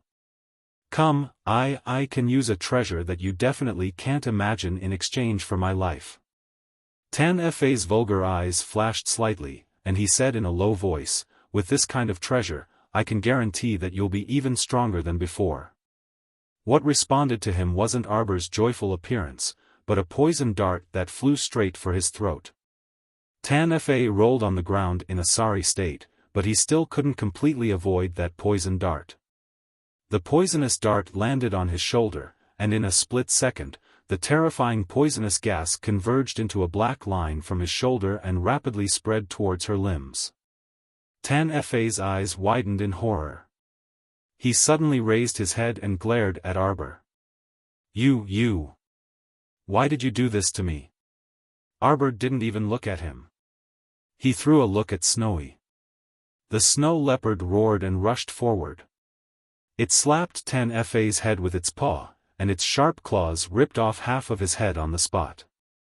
Even until his death, Tan-Fa still couldn't understand how this savage little girl could act so unconventionally. He hadn't even finished telling her about the baby. How could she be so impatient as to reach out and slap him to death? Didn't she want to ask who he was? Why would he appear here? Tan Fa was completely dead. He couldn't be more dead. His eyes were tightly shut, and half of his skull was exposed. Arbor looked up at Tan Fa and said coldly, "My master once told me. Don't talk nonsense when you're fighting. Just go straight up. Don't talk nonsense when you're crippled. You can't imagine the strength of a dying person's counterattack." In the depths of Arbor's memory, the image of Xian Huang holding her little hand and earnestly teaching her appeared. Chapter 1700. She couldn't help but stare blankly. Arbor thought, this scene that suddenly appeared seemed to be yesterday, appearing in front of her eyes, vivid and clear. Did she remember the time when she was with Master? Frowning and lowering her little head, Arbor racked her brain for a long time and couldn't help but sigh in disappointment. Her brain was so stupid. She could forget such an important thing. What a pig head. Arbor raised her hand and knocked her little head, turning her head to look at Che Rumen, who was lying motionless in the corner. She quickly walked forward and narrowed her eyes to take a look. Che Rumen was facing the sky, her unfocused eyes were already dilated and dilated. She was already dead. But this was normal. Ever since Tan Fa put the blood curse on Che Rumen, her life and cultivation were closely linked to Tan Fa. Tan Fa was dead, so she couldn't survive alone. And with her current state, there wouldn't be any happiness even if she forced herself to live. Arbor walked back to Tan Fa's corpse with half of his head and looked at him with disdain. Only then did she mobilize all of her spiritual sense, penetrating and seizing the other's consciousness and inner world. Tan Fa's inner world was very rich in resources, and Arbor obtained a lot of resources from Tan Fa's inner world, including spiritual medicine, spirit stones, and some cultivation resources, as well as a few ores and refining materials. Arbor didn't expect Tan Fa, this wretched man, to be so good at accumulating wealth. But thinking about it, as a yellow-level charm master, Tan Fa's speed of accumulating wealth shouldn't be any slower than a charm master. After Arbor finished tidying up some of Tan Fa's supplies, she glanced at a pinkish-purple jade pendant that fell on the ground from the corner of her eye. Arbor bent down to pick up the jade pendant. Turning it around, she just happened to see the 3 words, "Clear Sky Gate," engraved on the back. Her eyes immediately turned cold, and she lightly read out these 3 words. Clear Sky Gate? Wasn't that the Clear Sky Gate where Fan Gu was the vice leader? To tell the truth, ever since that Fan Gu took her nephew Fan Chioha and fled back to Shantian continent, she had always been thinking about them in her heart. Great! She hadn't even gone to their door to settle the score with this aunt and niece pair, and now they had already sent a vanguard to test the waters. Arbor's lips curled into a sneer. He flipped through some of the talismans that Tan Fa had placed in his inner world. There weren't many of them, only a dozen or so. Most of them were Xian Yin talismans. In reality, whether it was a symbol charm master or a symbol charm master, it was impossible for their drawing speed to be too fast. Ordinary talisman masters and talisman curse masters could draw 10 or so blue talismans in a day. They could already be considered experts with an extremely high success rate. Unlike Arbor, which had already reached a 100% success rate in forming blue talismans. After putting away these talismans, Xiao Mu discovered that there was also a small, squarish, red wooden box underneath these talisman papers. When he opened it, he saw a small black bead that looked like an ordinary wooden carving. It didn't emit any light at all. Arbor only felt curious. Seeing how Tan Fa had hidden this black bead so preciously in the wooden box, Arbor roughly knew that this little plaything was perhaps the unexpected treasure that Tan Fa had mentioned. But what exactly was the use of this plaything? Master, this is a ghost spirit bead. The little tree Chiochio's strange voice suddenly sounded in her ears. What was a ghost spirit bead? Arbor expressed that she had never seen such a strange bead. Chapter 1701. Master, why don't you use your spiritual awareness to open it?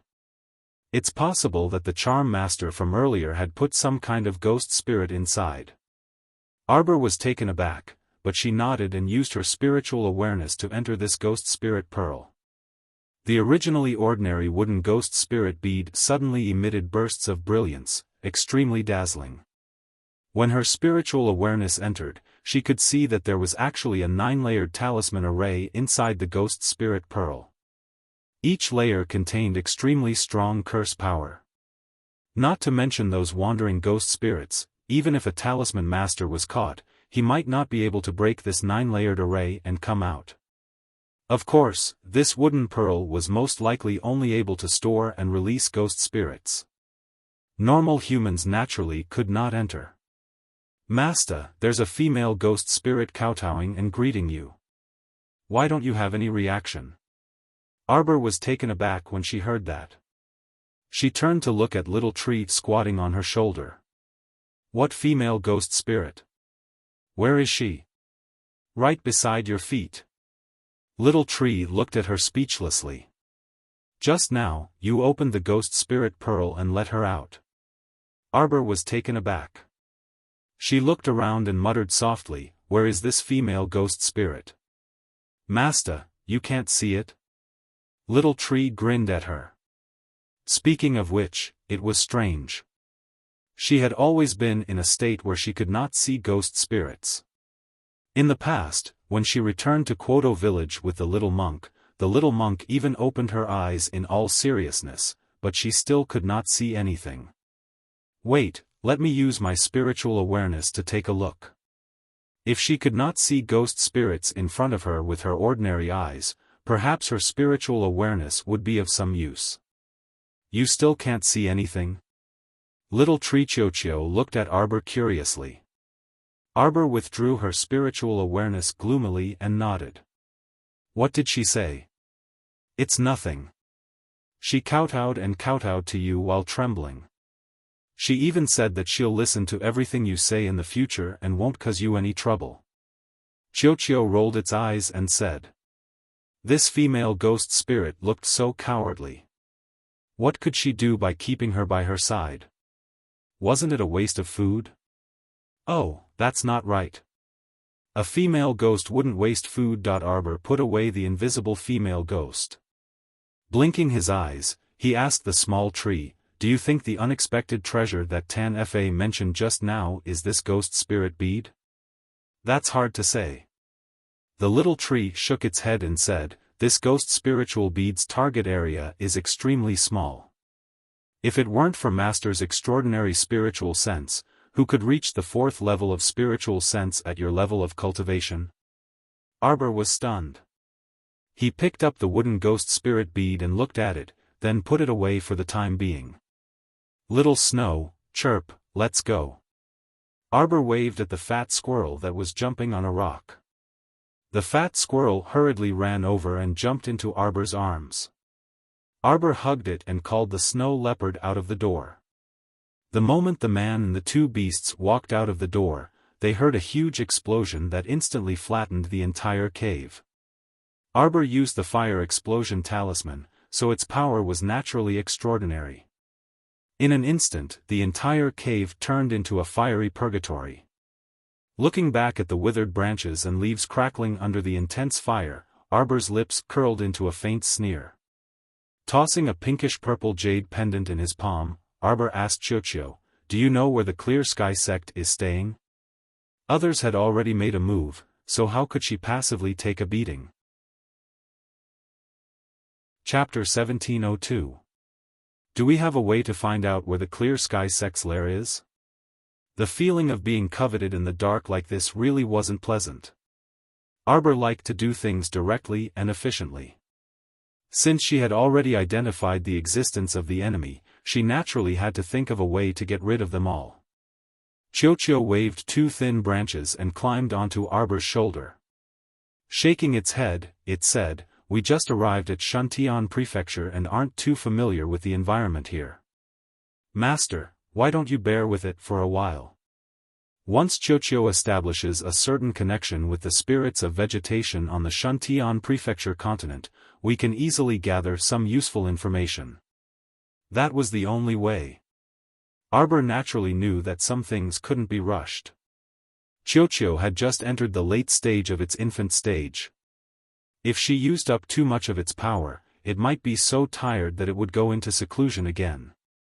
According to her observations, this little tree was very likely the main body of the holy wood of the 5 spirits. Although she still didn't understand why this tree grew in her Dantian's mystic domain since her rebirth, she still didn't understand. Arbor raised her hand to rub the little Trent's head. Let's go. Roar. The snow leopard nestled beside her suddenly roared angrily, and its huge body suddenly rushed in front of Arbor to block her. The 4 or 5 arrows that were flung in the air were all swatted away by the snow leopard's steel claws. Arbor looked coldly at the row of masked gray-clothed people who had suddenly appeared. Every single one of them used a gray veil to cover their faces and held a heavy bow in their hands. They did not hesitate to shoot at her. Don't underestimate these arrows.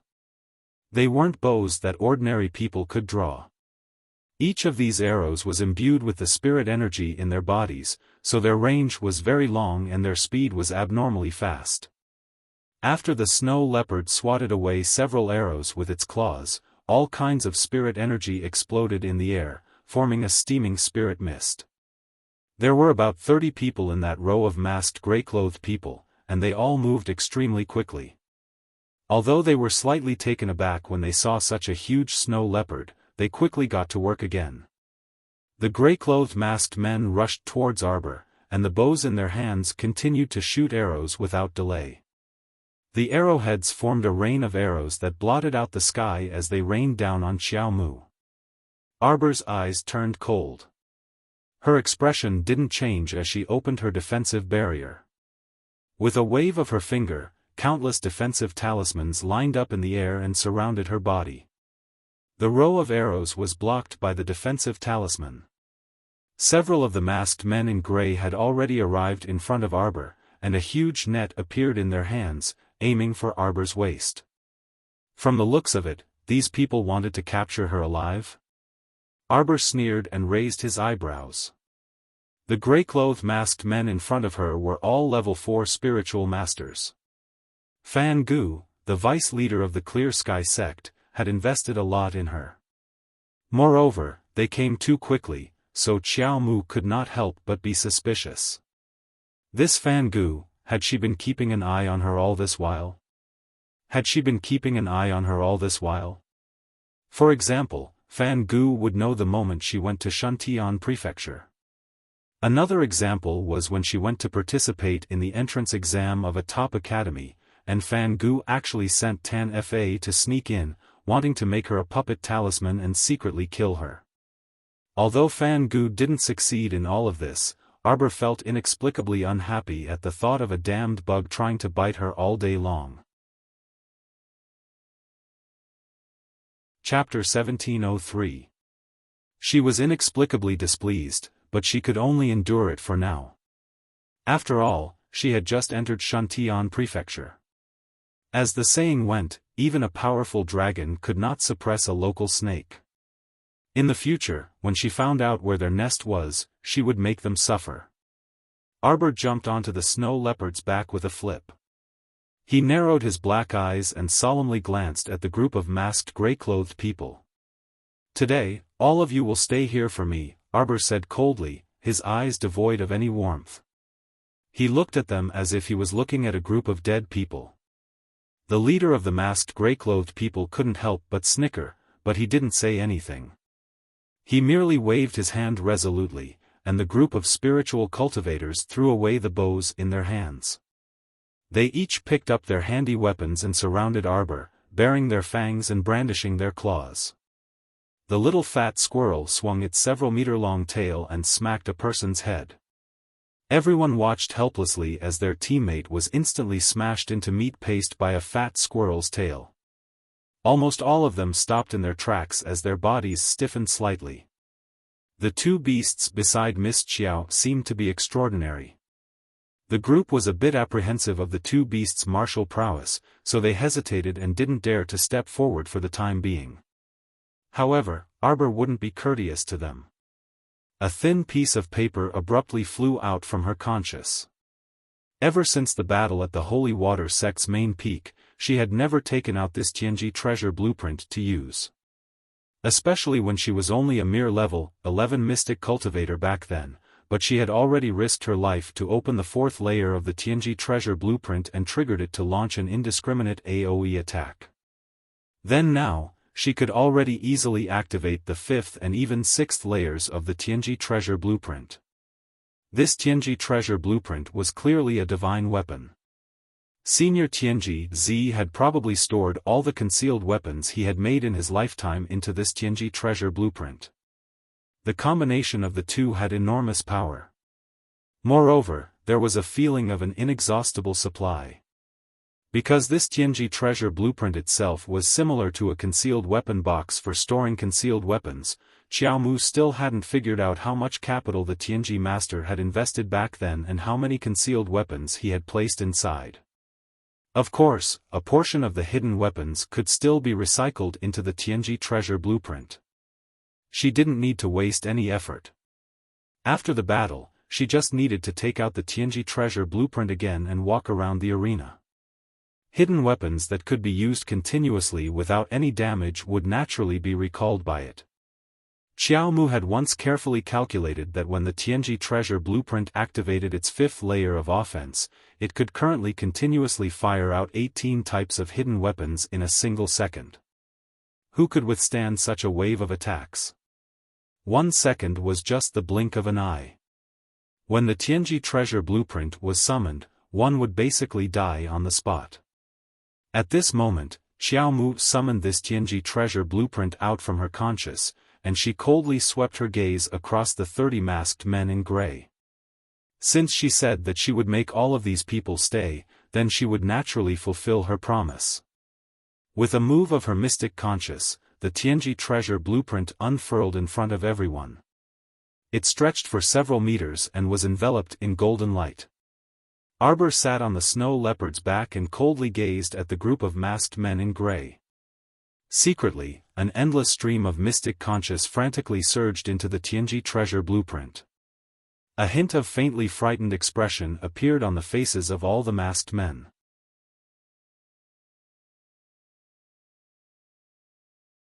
Chapter 1704. In the next moment, everyone saw the Tianji treasure blueprint release streaks of dazzling light that were extremely intense and dazzling. The dazzling light formed a beam of light that directly shot into those bodies. Instantly, dozens of masked men in gray bore the brunt of the attack and were savagely torn to shreds by the dazzling light. The might of the attack was so great that the 20 masked men behind him trembled in fear when they saw it. Without even thinking about it, those gray-robed men all retreated backwards to hide. However, was that possible? How could the Tianji treasure blueprint be so easy to hide from? What awaited them was only the fate of being exterminated. When the Tianji treasure blueprint was opened, it attacked indiscriminately and directly killed nearly 200 mystic cultivators. Now, these 30 spiritual cultivators paled in comparison. They were simply not enough to fill the gaps between the Tianji treasure blueprint's teeth. So what if they were spiritual cultivators? Even if Arbor did not open the Tianji treasure blueprint, these little spiritual cultivators below level 7 might not necessarily be at a disadvantage if they fought side by side with Little Snow and Qiuqiu. She was just too lazy to do it herself anymore. Since they wanted to die so much, she would grant their wish. The leading masked man in gray broke out in a cold sweat that dripped down his forehead. However, before he could open his mouth to beg Arbor for mercy, the Tianji treasure blueprint's indiscriminate attack had already arrived in front of him. That strange beam of light caused a trace of extreme fear in his heart. What kind of hidden weapon was this? Arbor looked curiously at the hundreds of mirrors that suddenly jumped out of the Tianji treasure blueprint. These mirrors seemed to be arranged in a very orderly manner. When the light beams that intertwined with each other landed on a person's body, they could actually directly penetrate the body of a spiritual cultivator below level 4. It could be seen that Senior Tianji Z was most likely well versed in mechanisms, hidden weapons, and even formations. However, Senior Xuanji actually wanted such a powerful senior to use her strength to crush his disciple. This was truly a strange request. In the future, she really would have to make things difficult for Senior Tianji Z's personal disciple. The Tianji treasure map created by Senior Tianji Z had given her a lot of help. When she thought about how she would be forced to make things difficult for his personal disciple in the future, Miss Qiao felt a sense of indescribable emotions.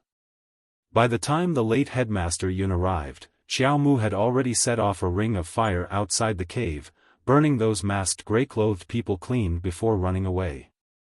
Yun Fei glanced at the mountain forest that had almost been razed to the ground in astonishment. Then, he could only click his tongue in admiration. It was rare for Ah Sun's disciple to be so vicious and merciless. Looking at the burnt corpses on the ground, there were at least 30 people here. But now, those people who wanted to kill Miss Qiao had all left this world. Yun Zong sighed inwardly. After erasing all traces of Miss Qiao's presence in the area, he quietly left. When Fan Gu sent out another group of people to search the area, the news they brought back caused Fan Gu to be extremely furious. There's no trace at all. Without a trace? How could there be no trace at all? She had clearly sent out 30 level 4 spiritual cultivators to capture Arbor, so why did they disappear without a trace? Fan Gu flew into a rage and raged within the Clear Heaven sect.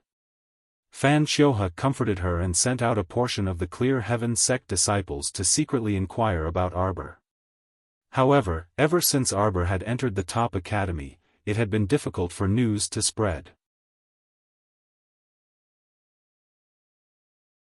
Chapter 1705. After dealing with the evil creatures of the Clear Sky faction, Arbor was naturally in a good mood. She summoned the Green Yuan and took it back to the lava mountains. The Green Yuan let out a cry. As soon as it flew to the foot of the mountain, it saw a thrilling scene. 2 huge black, unknown corpse birds were attacking a caravan passing by Chi Mountain. The 2 corpse birds were 2/3 the size of the Green Yuan. There was not a single strand of hair on their wings, leaving only bits and pieces of rotten flesh hanging on them. The 2 corpse birds were attacking the caravan, and there were casualties in the caravan. The women and children were shrieking in terror as they retreated. The leader of the caravan was a middle-aged man. He was about to lead the caravan to Anka City, but they were attacked by corpse birds before they passed by Chi Mountain. It was not that the caravan had not encountered dirty things like corpse puppets along the way, but the 2 corpse birds this time were so big that they could not deal with them. When the 2 corpse birds swooped down from the sky, they were so fast that they were dazzling. The 2 frightened women sat paralyzed on the ground, unable to escape at all. Just as one of the corpse birds was about to tear her arm with its claws, the sharp cry of a Green Yuan came from the sky. A crossbow arrow with a black light shot into the corpse bird's claws with a whoosh. The 2 corpse birds let out unpleasant cries and flapped their wings to fly to the side. Arbor fired 5 consecutive arrows with her crow crossbow. Not to mention 2 corpse birds, even 4 or 5 of them would be shot down by her. There were many women and children in the caravan. They must have paid part of their supplies and followed the caravan to Anka City for food and clothing. However, many of them did not expect that Anka City would be right in front of them, but they did not even have the chance to enter the city alive. After pressing down on Qinghuan, Xiao Mu jumped down gracefully from Qinghuan's back. The 2 corpse birds lay on the side of the mountain road, dying. Only their wings moved slightly. Arbor walked forward without a word, pulled out a dagger, and dug out the crystal cores in the heads of the 2 corpse birds. The remaining members of the caravan looked at her with pale faces and trembling lips. They didn't know why, but when they saw how skillful she was in digging out the crystal cores, they felt a little emotional. She was so young, but her little face was expressionless, causing people to feel a chill in their hearts. The leader quickly walked up and cupped his fists respectfully at Xiao Mu. "Honorable Miss, thank you for saving our entire caravan. If it wasn't for Arbor's help, their team would have been wiped out." Arbor just nodded at him with an indifferent expression. To be honest, she had stopped when she saw that there was a crystal core in the heads of these two corpse birds. As for saving them, it was just a matter of convenience. Therefore, whether these people thanked her or not was actually not that important to Xiao Mu. "Miss, we are from the Jean Mantang mercenary group. This is just a small token of our respect." Arbor was stunned. She looked at the small bag of things that the leader handed to her and shook her head. "It's nothing. You don't have to give me this." Looking at the travel-worn people in the caravan, they didn't look like rich people. Why would she want to exploit them? "Take it, Mississippi. This is a small token of our Jean Mantang mercenary group's appreciation. I can't take it anymore. I'll wake up and catch up on the second watch." Chapter 1706. "No, you must accept it." The captain of the Jean Mantang mercenary group was a man in his early 30s with a short black beard. At this time, he sincerely handed the small bag back to Xiao Mu and earnestly said, "If it weren't for Miss saving us, we would all be dead by now. This is just a small token of appreciation from our Jean Mantang mercenary group. Please accept it. It's not much, it's just a small bag of ordinary food. Please don't refuse it anymore." Seeing the team leader's sincere expression, Xiao Mu nodded and accepted the small pouch he handed over. At this moment, cries filled the mountain path. Due to the attack earlier, the caravan suffered quite a lot of casualties. He saw a middle-aged man holding a broken body and crying for a while. Then, he stood up shakily and walked to the leader. He shouted at him angrily, "Captain Jean. Didn't you say that we're about to reach Anka City and that there's no more danger? Why did my son die? Why didn't you save my son first? I hired your mercenary group to ensure our safety during the caravan's journey, but what did you do? You'd rather save a lowly woman than save my son? I want you to pay with your life. Give my son back, give him back." The middle-aged man wailed. There was a woman half-kneeling next to him with her head drooped. She was trembling and hugging herself into a ball. It was clear that she was also in great shock earlier. It turned out that the middle-aged man's son was attacked at the same time as another woman in the caravan. Captain Jean did not say who he was going to save or not. He only saved the woman because she was closer to him, so it was more convenient for him to save her. The middle-aged man's son was killed in the sudden attack. The Jean Mantang mercenary group accepted a mission to protect the caravan, and the middle-aged man was considered a big boss who paid the majority of the money. In addition, the mercenary group also accepted a few small missions at the same time, including bringing some old, weak, women and children to Anka City. Back then, Captain Jean had discussed with the middle-aged man and said that he would waive a portion of his fees if he brought the old, weak, women and children with him, and the middle-aged man readily agreed. Now, he was telling him that he shouldn't save others but his son. But to Captain Jean, as long as it was a member of his caravan, he would treat everyone equally regardless of their status. However, the middle-aged man didn't think so. He thought that since he was the big boss who paid the money, the Jean Mantang mercenary group should first protect his and his son's safety. However, things didn't go as he wished. His son actually died in this attack, so he couldn't accept this fact. Just as the middle-aged man was about to pounce over and yell at Captain Jean, the middle-aged man suddenly stopped. Suddenly, he felt a sharp pain in his chest as he was sent flying with a kick. He landed heavily on the ground. The other survivors of the caravan were sobbing. When they turned their heads, they saw the middle-aged man being kicked to the ground. Looking up, they saw the little girl who had just saved them staring at the middle-aged man coldly. "He's been captured. Take care of him." After Arbor said this, he turned around and jumped onto Qing Luan's back. He touched Qing Luan's head and whispered, "Let's go." Chapter 1707. Qing Luan flapped its wings and flew into the air. Arbor turned to look at Captain Jean and said indifferently, "If you don't want the remaining people to be wiped out, you should get rid of everything that needs to be dealt with without mercy." After speaking, Arbor sat on Qing Luan and left without looking back. Captain Jean turned to look at the middle-aged man who was trembling all over. His face was deathly pale as he kept muttering, "No, no, no," while retreating step by step. Captain Jean sighed and waved his hand.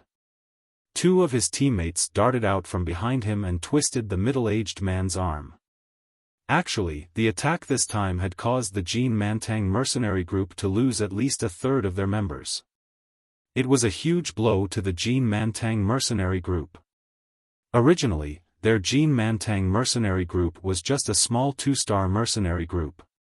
As the leader, he only had the strength of a level 15 body cultivator. Once a body cultivator reached level 15, they were basically at their limit. Any higher would only increase their body's resistance to attacks. Unlike mystic cultivators, they could break through the spirit realm and take a step towards becoming a spirit master. The number of mystic cultivators and spirit masters on the 6 prefectures continent was definitely much higher than in the lower star field. However, although the people of the 6 prefectures continent lived in a place filled with spirit energy, this spirit energy was so thin that it was almost negligible. In reality, the only place with dense spirit energy that could speed up cultivation was a spirit realm. However, this kind of treasured land that could only be discovered by chance required one to encounter it. It wasn't as if any random person could find a spirit realm wherever they went. Therefore, when 3 spirit realms were dug out from Brinset Island, it was obvious that the 6 prefectures went crazy over it. The people who lived the most in the 6 prefectures continent were actually still normal people. The number of people on this continent was more than 100 times that of the lower star field Seekong planet. Relatively speaking, the number of mystic cultivators and spirit masters should naturally be more than 100 times that of Seekong planet. At first glance, mystic cultivators seemed to be everywhere on the 6 prefectures continent, but in reality, compared to the population of the entire continent, those who could become mystic cultivators were only 1 in 10,000 people. Those who could become mystic cultivators and enter the spirit realm were pitifully few. Arbor bid farewell to the caravan and sat on Qing Luan to return to his academy. The trip back and forth didn't take long. Previously, she had said that she would need a day's time so that she would have more time. In fact, the round trip only took 4 to 6 hours, and they would probably be back at the lava mountains in the afternoon. Master Silver, I seem to smell the scent of rainbow mushrooms." Arbor was slightly taken aback. He raised his hand and patted Qiuqiu's head. Rainbow mushroom? She had heard of the rainbow mushroom before. The 7-colored mushroom was a very special medicinal ingredient. It was the raw material for making the flying pill. Everyone knew that mystic cultivators above level 7 could fly on their own for a short period of time. But when flying, it would definitely consume his own profound energy. Therefore, no mystic cultivator would foolishly fly from the northern part of the country to the southern part. That was simply impossible. Most of the time, they would choose to use flying profound beasts to fly in their place. But the rainbow mushroom was a very strange thing. If a flight pill made from this material was a high-grade flight pill, its effect could be said to be incomparably good, make up for yesterday's 2 chapters.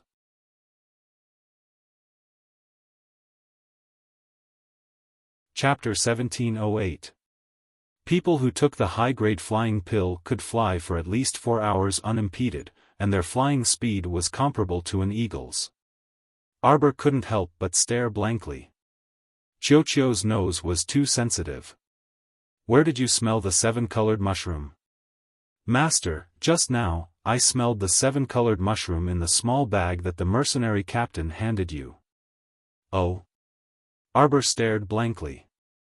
When Captain Jean gave her the small bag, she casually put it in her inner world without checking what it was. At this time, she took the small bag out of her inner world and set up a defensive barrier around her body to block the fierce wind outside. Xiao Mu opened the small food bag that Captain Jean gave her and poured out the contents, spreading them on the hem of her skirt. These were indeed small mushroom-like things. So Captain Jean was right. This was originally a small bag of food, and the amount wasn't much. It was just a small token of his appreciation. To Arbor, such a small bag of mushrooms was really not enough. On her paradise planet, all kinds of vegetables were now thriving, so there was naturally no shortage of mushrooms. Actually, she didn't need these things from him, but it wouldn't be good if she insisted on not accepting Captain Jin's food. Perhaps others would think that they owed her a big favor and feel uneasy all day. So when she saw Captain Jean like this, she reached out to take it in order to make him feel at ease.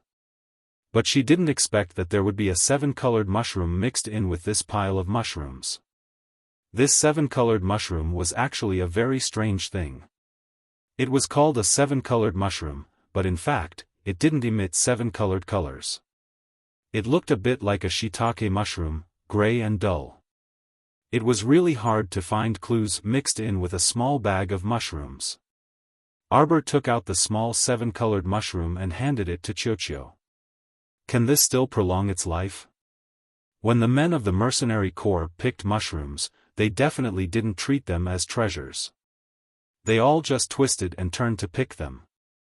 "Master, don't worry. This 7-colored mushroom is still easy to cultivate. It can't be weaker than spirit tea. Just keep it in our paradise planet." Arbor nodded and gave the mushroom to Sapling. This trip confirmed that Tan Fa was closely related to the Clear Sky Gate. In addition, he had also unexpectedly obtained a rainbow mushroom, which could be considered as quite a harvest. Arbor returned to the Academy Peak. Before he could return to his room, he was stopped by Qi Xianxian, who had heard the news. "Jojo, where have you been? Why didn't you bring us along?" Qi Xianxian tugged at her sleeve and said unhappily, "I was worried about you." "I'm fine." Arbor turned around and nodded at her. "Go and deal with Tan Fa." Qi Xuanxuan's face was filled with surprise as she cried out, "Is that the man who pulled the carriage and ran away from the teleportation formation?" Arbor nodded. "Are you all right then?" Qi Xianxian was still worried. She grabbed her and looked her up and down. Seeing that she wasn't injured, she heaved a sigh of relief and lightly punched her. Why are you acting alone for such a big matter?" Arbor blinked and shook his head. "It's not a big matter. I can handle it myself." "That won't do. Don't forget that we're in the same team. Naturally, we have to shoulder the responsibility together." Xianxian is right.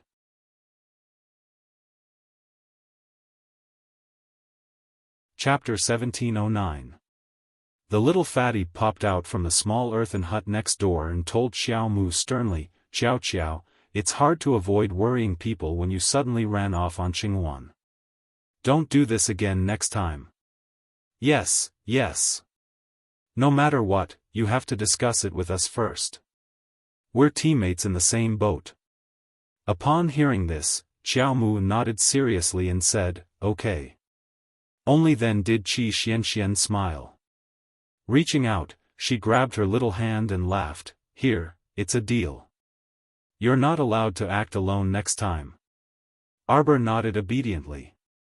Qi Xianxian tilted her head and smiled. "Xiao Qiao, when you left, the two groups that were in a dilemma have already been divided. Other than the three of us, Duan Muqing is in the same team as us. As for Ma Ta, ha ha ha."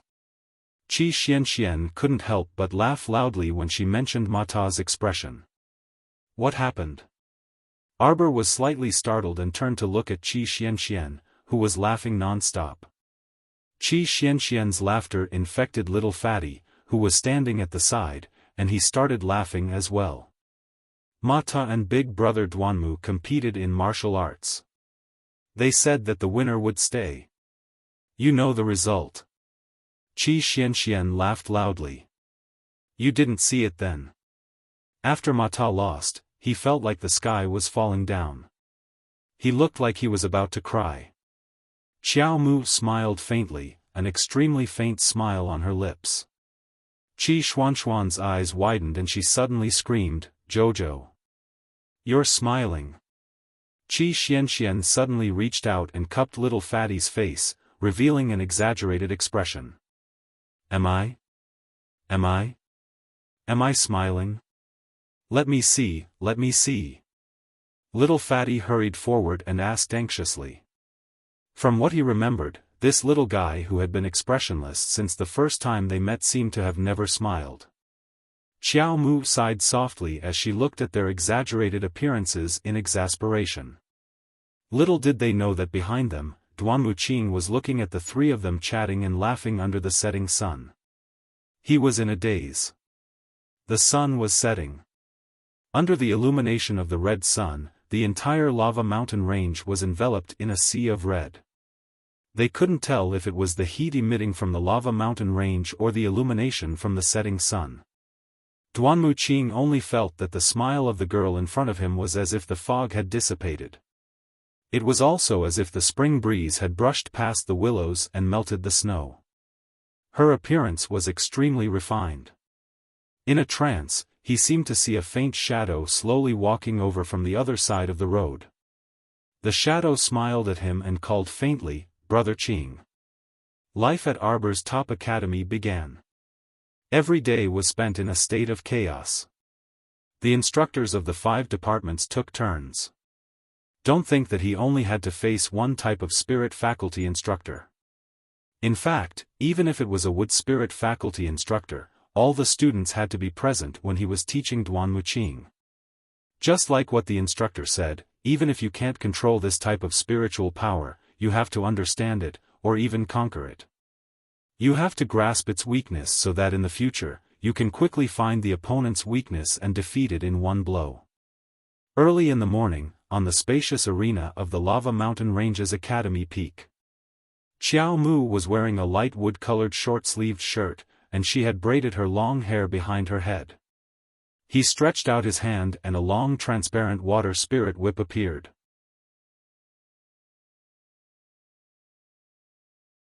Chapter 17:10. Senior Brother Lu, please guide me. Arbor was fully focused when facing a level 2 spiritual master with a level 7 earth spirit. Junior Sister Qiao, please. The other party cupped his fists in greeting and nodded slightly. 2 figures flitted into the arena at an amazing speed.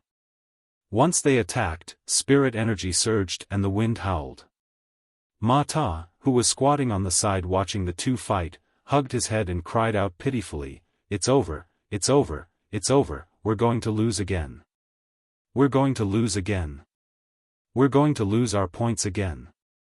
Hua Tao couldn't help but ask, "Why do you always lower your own prestige for others' sake?" "I'm not trying to lower my prestige. It's you, Senior Brother Hua Tao.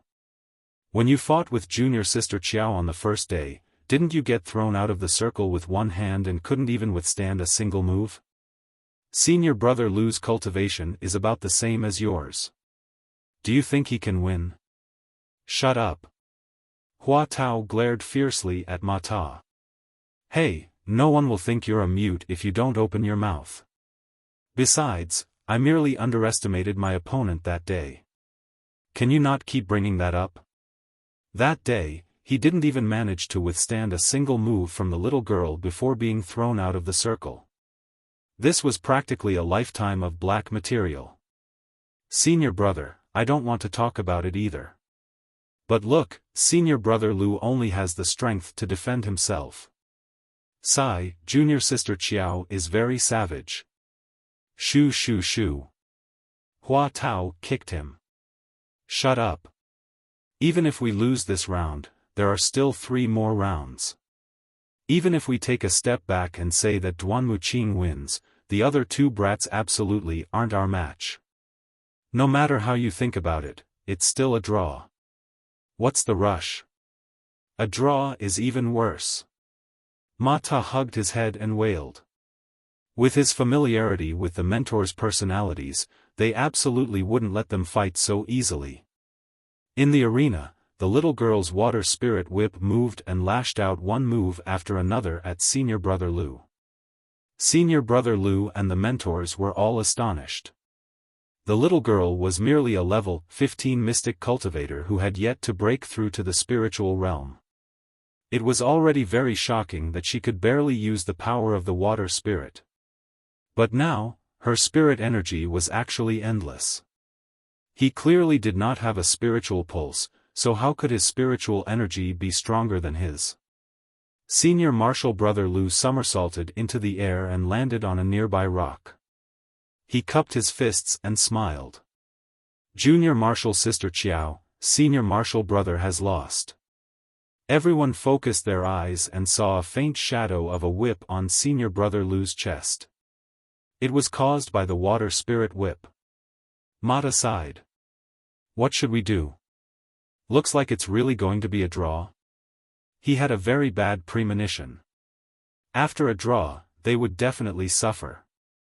The most pitiful thing was that he didn't know what the mentors would do to them.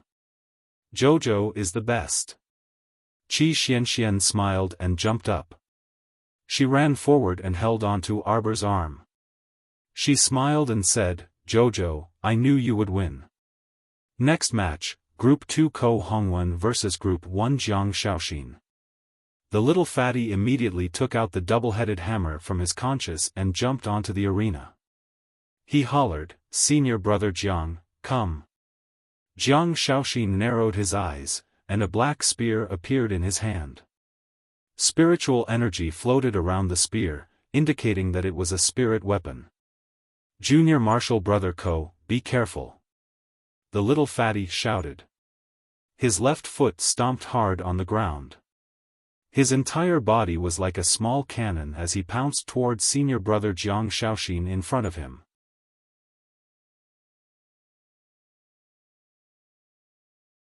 Chapter 1711. Qi Xianxian couldn't help but raise her hand to cover her face as she whispered to Arbor, every time I see little fatty fighting, I always feel like, there's a ball flying around in front of my eyes. Arbor pursed her lips and looked at the 2 people in the arena. Little fatty was naturally not this senior brother who had already broken through to the spiritual realm. However, it was very obvious that the other party had not used his full strength, so little fatty could still withstand a few more blows from him. As time went by, Yi Zichen's eyes lit up. It was noon, and the sun hung high above everyone's heads. The scorching heat of the lava mountain range not only made the 2 people in the arena sweat profusely. Even the spectators standing at the side felt faint beads of sweat on their foreheads, and their bodies were unbearably hot. With a wave of Qiao Mu's small hand, she placed the ice ball that had taken shape into a jade box with a colored glass cover and hugged it in her arms. She immediately felt her small hands become much cooler. Startled, Qi Xianxian hurriedly turned to look at her, and her eyes lit up. An ice box? Do you want it? Emichem. Arbor casually made another one for Qi Xianxian and let her hug it in her arms. Previously, when she made an ice ball and exposed it to the air, it was instantly melted by the heat of the mountain range. Now that she put the ice ball into the jade box, it could naturally maintain the coolness for a certain period of time. For the past 2 nights, Arbor had placed an ice box in each of the 4 corners of her earthen house to cool down. Otherwise, how could she sleep from the heat? Sapling had already invited her to sleep on Paradise Planet many times. But when she thought about it, she was not that delicate. Back then, she lacked water and food, and her body was as dirty as a mud monkey. Could she really not bear this small burning pain now? She naturally didn't want to go to Paradise Planet. Besides, she had already promised her teammates that they would suffer together and enjoy together. Of course, she couldn't be so disloyal. Qi Xianxian hugged the icebox and looked at the arena. Sigh, looks like it's going to be a draw again today. Speaking of which, it was normal for her and little Fatty to be at the Mystic Realm, but Jojo was clearly not normal. A level 15 Mystic Cultivator was able to defeat a level 2 Spiritualist in a duel, and it could be seen that she had yet to use her full strength. This kind of combat ability simply didn't seem like the strength a normal Mystic Cultivator should have. The 4 matches lasted from day till evening, and finally ended.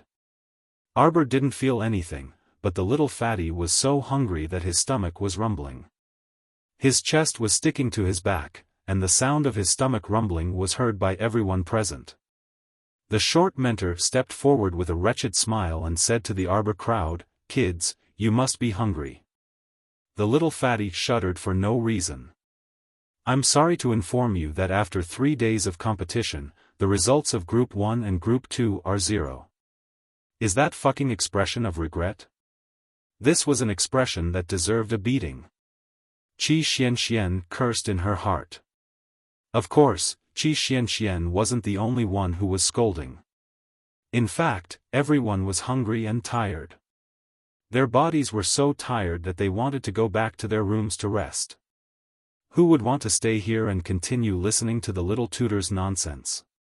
You guys can't behave like this. The little tutor shook his head and grinned. After our 5 spiritualist faculty tutors discussed it, we unanimously decided. Everyone held their breaths and waited for the bad news to arrive. "I'll bring you guys to have a big meal." Huh? Chapter 17:12. Who knew what the instructors were thinking? The students, who thought that they would definitely be scammed again, had strange expressions on their faces when they found themselves in a small tavern in Anka City. "Do you think the instructors will be so kind?" Little Fatty asked hesitantly. "Are we going to starve to death if we don't eat?" Qi Xianxian snapped. "We'll only have the energy to continue training and fighting when we're full." "That's true." Little Fatty calmed himself down and nodded. He turned his head to look at the plate of meat buns that was being served. His stomach, which was so hungry that it was bulging, immediately made a series of noises. "Eat." Xiao Mu casually picked up a bun and handed it to him. "Thank you, Jojo." Little Fatty chuckled and took the bun. He opened his mouth and was about to take a bite. Suddenly, Mata jumped up in shock. "Wait." Little Fatty's mouth was agape. It was as if his acupoints had been hit. He stared blankly at Mata, who had suddenly attacked him. "Did you guys notice? The atmosphere here is quite strange." Everyone's gazes followed Mata's words and wandered around the tavern. Now that he took a look, it was indeed true. There were 5 to 6 tables in the tavern. Everyone was dressed in plain clothes and had weapons by their side. They were eyeing the 8 people at the table with hostility. Little Fatty held his meat bun tightly with both hands and ate it in big bites. However, his eyes were vigilant as he looked at the people at the other tables. Qi Xianxian turned her head and saw the waiter running over with a tray in his hands. There were 8 bowls of noodles on the tray, but the waiter walked as if he was walking on flat ground. He brought the noodles to them effortlessly. Duanmu Qing nodded slightly and took the bowl of noodles from the waiter. He glanced at the waiter and asked, "Where are we?" After the instructors sent them here, they disappeared one after another. If they still didn't know that they had been tricked by these unreliable instructors, then they would be really stupid.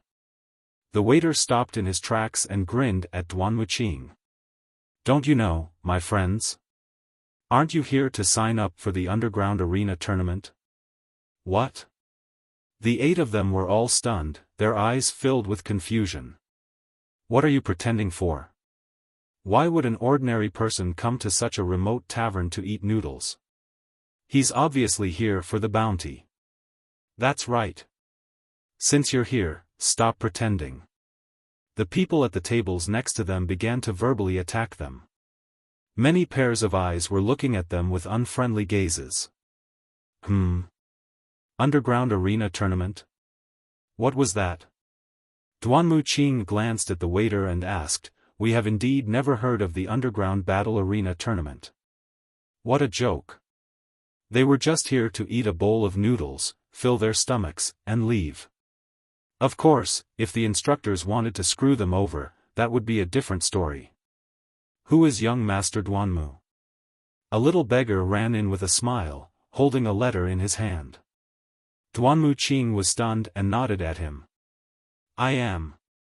Young Master Duanmu, someone gave this to you. The little beggar ran over with a smile and handed the letter to Duanmu Qing. He shook his body shyly.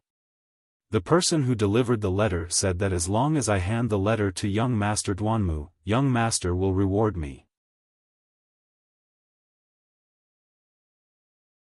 Chapter 17:13. Fuck, this is definitely something that the mentors would do. Duanmu Qing smiled good-naturedly at the little beggar. He reached into his pocket and took out a money pouch. Then, he took out 2 spirit coins and handed them to the little beggar. The expressions of the people at the other tables changed instantly. Fuck. Where did this rich guy come from? How could he flaunt his wealth like this? His life was so poor, but he was rewarded with 2 spirit coins for delivering a letter. Which family's young master was so generous? Were they really here to participate in the underground arena tournament? If not, why were they here? If that was the case, with this young master's extravagant family background, why would they need to fight so hard for 1,000 spirit coins? Duanmu Qing opened the letter and skimmed through it. After a short while, he sighed softly and handed the letter to Arbor and the others. Take a look. It was a letter from the mentors. The letter read, "Children, all of our mentors have made a unanimous decision. We've decided to let you live in Anka City for the next 30 days. Within 30 days, your 2 groups must have an average of more than 1,000 points in the underground arena. Your ranking must be within the top 50 on average. Then, the mentors will come and take you home. Otherwise, don't blame the mentors for cheating you. You can continue to play in the underground arena." The signature was, "Love to you, Mentor Wei Wei. I fucking love your ancestors." Arbor could not help but curse in her heart. No wonder she regretted it the second day after entering this academy. It was truly the misfortune of 3 lifetimes to have encountered such an unreliable academy and such a deceptive group of mentors. The 8 of them looked at each other with strange expressions on their faces. Hey. Look. There's a small note at the back of the letter. It says that you can't summon your mystic beasts in the first 28 days of the tournament. What does that mean? The little fatty exclaimed with a dazed expression. It means that you can't use your god-level tortoise. Qi Xianxian pursed her lips in annoyance. How can you cheat us like this? Is it too late for us to leave the academy? If you're not afraid of being hunted down by the Vice Academy Master, then take off your clothes, Senior Brother Lu said indifferently with tea in his hands. I'll strip your sister. Qi Xianxian sat down on the stool dejectedly. The delicious noodles in front of her didn't taste that good anymore. Wait, there's a small note here. It was written that in the first 28 days, he was not allowed to use any supplementary items, including talismans, medicines, hidden weapons, or any artifact above the level of a divine artifact. What the fuck, then what else can he use? Mata complained. Also, who the fuck has a divine artifact? Arbor scratched his head silently and turned his face to the side. What do you mean by the first 28 days? Let me ask you. Just now, the instructor said that we would be staying here for a few days. 30 days. Duanmu Qing gave a clear answer. Everyone's lips twitched when they heard this. You motherfucker told us not to use any support for 28 days, and that's only 30 days in total.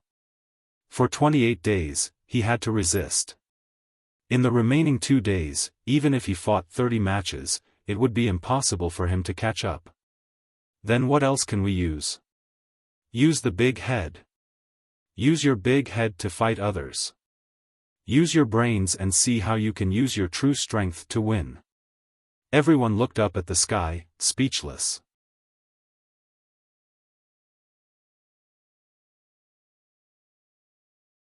Chapter 17:14.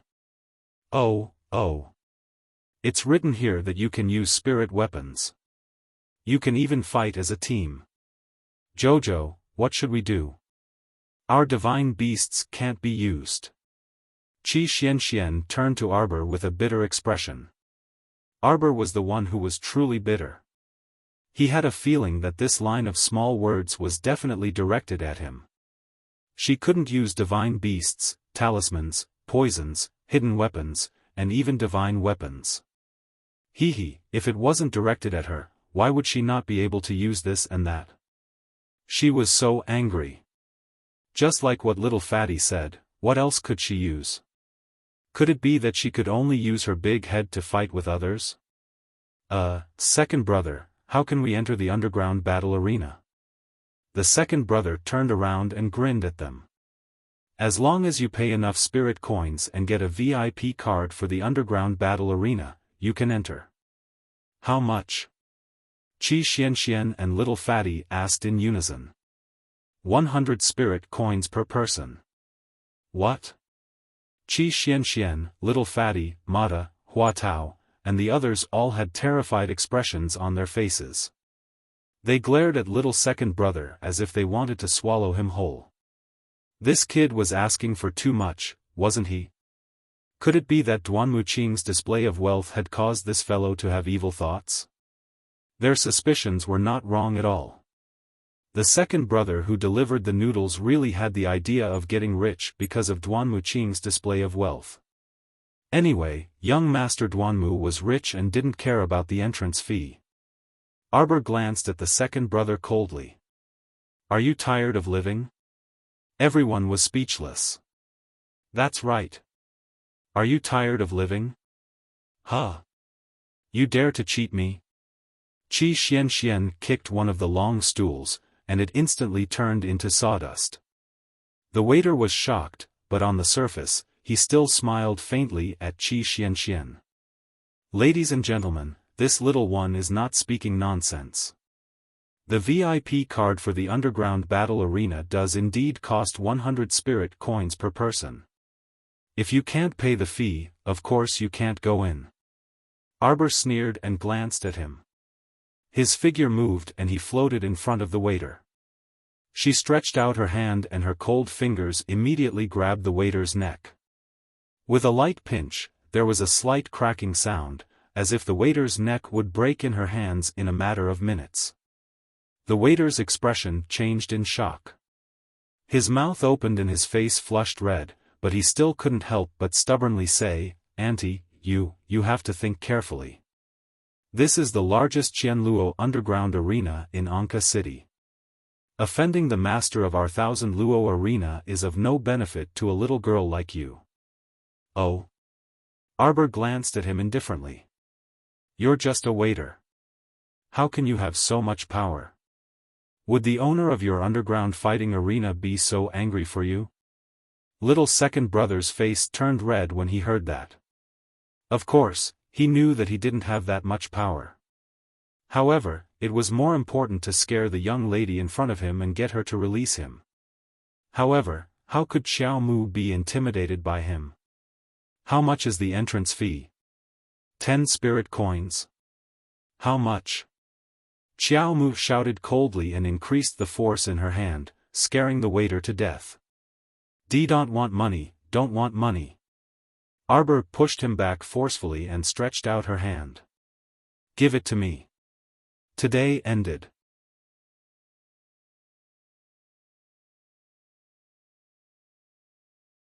Chapter 17:15. The waiter trembled as he took out 8 jade tokens and distributed them to the 8 of them. The people at the nearby tables were all a little stunned by what they saw. What was going on? There were actually people who dared to cause trouble at the entrance of Qian Luo's underground battle arena? These immature brats and maidservants were really bold. Did they not know how powerful Qian Luo's underground battle arena was in Shantian Prefecture? So what if they were allowed to enter the battle arena for free? When the time came, it would be like catching a turtle in a jar. In Qian Luo's underground battle arena, wouldn't they have to obediently fork out money to buy a VIP token? A trace of indignation flashed across the waiter's eyes, but he still respectfully said to the crowd, "Everyone, please follow me." Arbor's group of 8 followed the waiter to the back of the tavern. The waiter stepped forward and pushed open a mud wall, revealing a narrow passageway behind. "Everyone, please." The waiter lowered his eyes, hiding the cold smile in his eyes. So what if that lady had some tricks up her sleeve? He had already informed the manager of the battle arena. Once they entered, they would be in for a good time. Arbor naturally did not miss the hatred in the waiter's eyes. However, she did not care. A small battle arena's gatekeeper dared to cheat her, Arbor? Who gave him the guts? Although she was not someone who cared about the 100 spirit coins, she was unhappy that someone dared to cheat her of her money. Why didn't he go out and ask around? Was her darling Qiao's money so easy to cheat? Duanmu Qing and the rest bent slightly and passed through the narrow door. They were the first to enter the underground battle arena's passageway. This passageway could only allow one person to pass through. The 8 of them entered in a single file, with the little fatty at the back. Following that, many other people entered. They should be people from other tables in the tavern who had already paid for their tickets. The 8 of them followed the long passageway to the end and stepped onto a round platform carved with a fierce tiger. They saw a row of talismans drawn around the platform. It should be a small talisman array. What talisman array is this? Is it a transportation talisman array? Qi Xianxian asked Arbor softly. No. Arbor shook her head indifferently. It's a safety talisman array. Oh. Qi Xianxian replied. At the end of the tunnel came the sound of a mechanism being pulled. Her feet suddenly moved, and she felt as if she was falling. She couldn't help but reach out and grab Arbor's little hand. Xiao Mu grasped her arm in return and patted it soothingly, indicating for her not to be nervous. The mechanisms and formations of the underground battle arena were set up very exquisitely. In just a short moment, the round platform beneath their feet fell down at a uniform speed until it embedded itself into a jade platform. Only then did it come to a complete stop. Qi Xianxian heaved a sigh of relief. She raised her head and saw many battle arena guards swarming in from all directions, surrounding them. On the platform, there were some idlers at other tables in the tavern. Seeing this, they hurriedly raised their hands and exclaimed, "We're not together. We're not together. Yes, yes, we paid for it." The guards of the arena were ready for battle. They surrounded Arbor and the others with swords and sabers in their hands. Every one of them looked as if they were facing a great enemy. "Why are you all crowding around here?" An indifferent voice traveled from behind the crowd to everyone's ears. "Young master is here. Young master. Young master." The guards of the battle arena all turned around and respectfully bowed to the person who had arrived.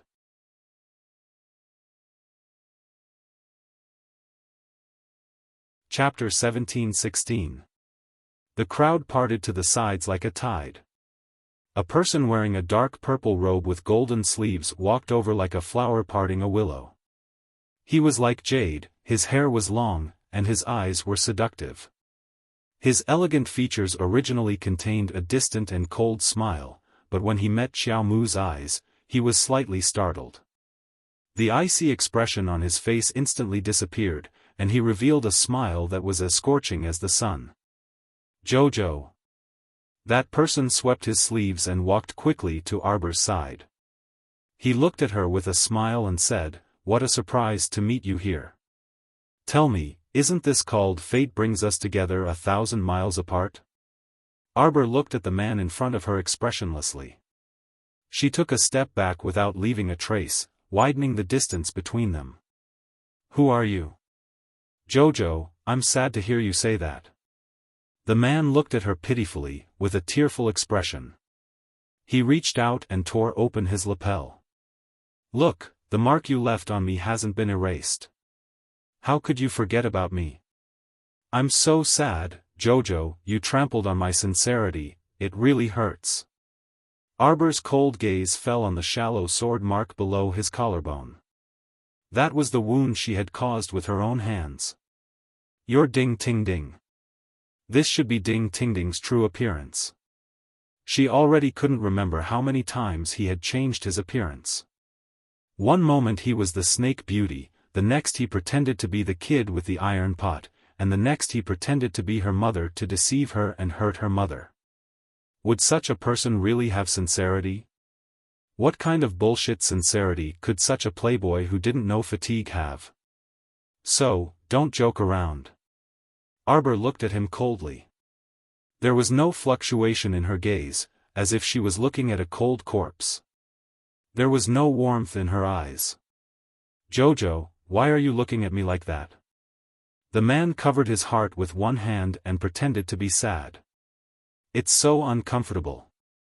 Jojo is looking at me like I'm a dead man. Does he really want me to die? If I say hope, will you go and die?" Xiao Mu's callous voice instantly caused everyone's breathing to stop. Cult Master Ding's gaze fell on the little girl's face, which was as cold as snow. For a long time, he couldn't make a sound. "Jojo, you've really forgotten everything. You don't remember anything, right?" Cult Master Ding sighed softly.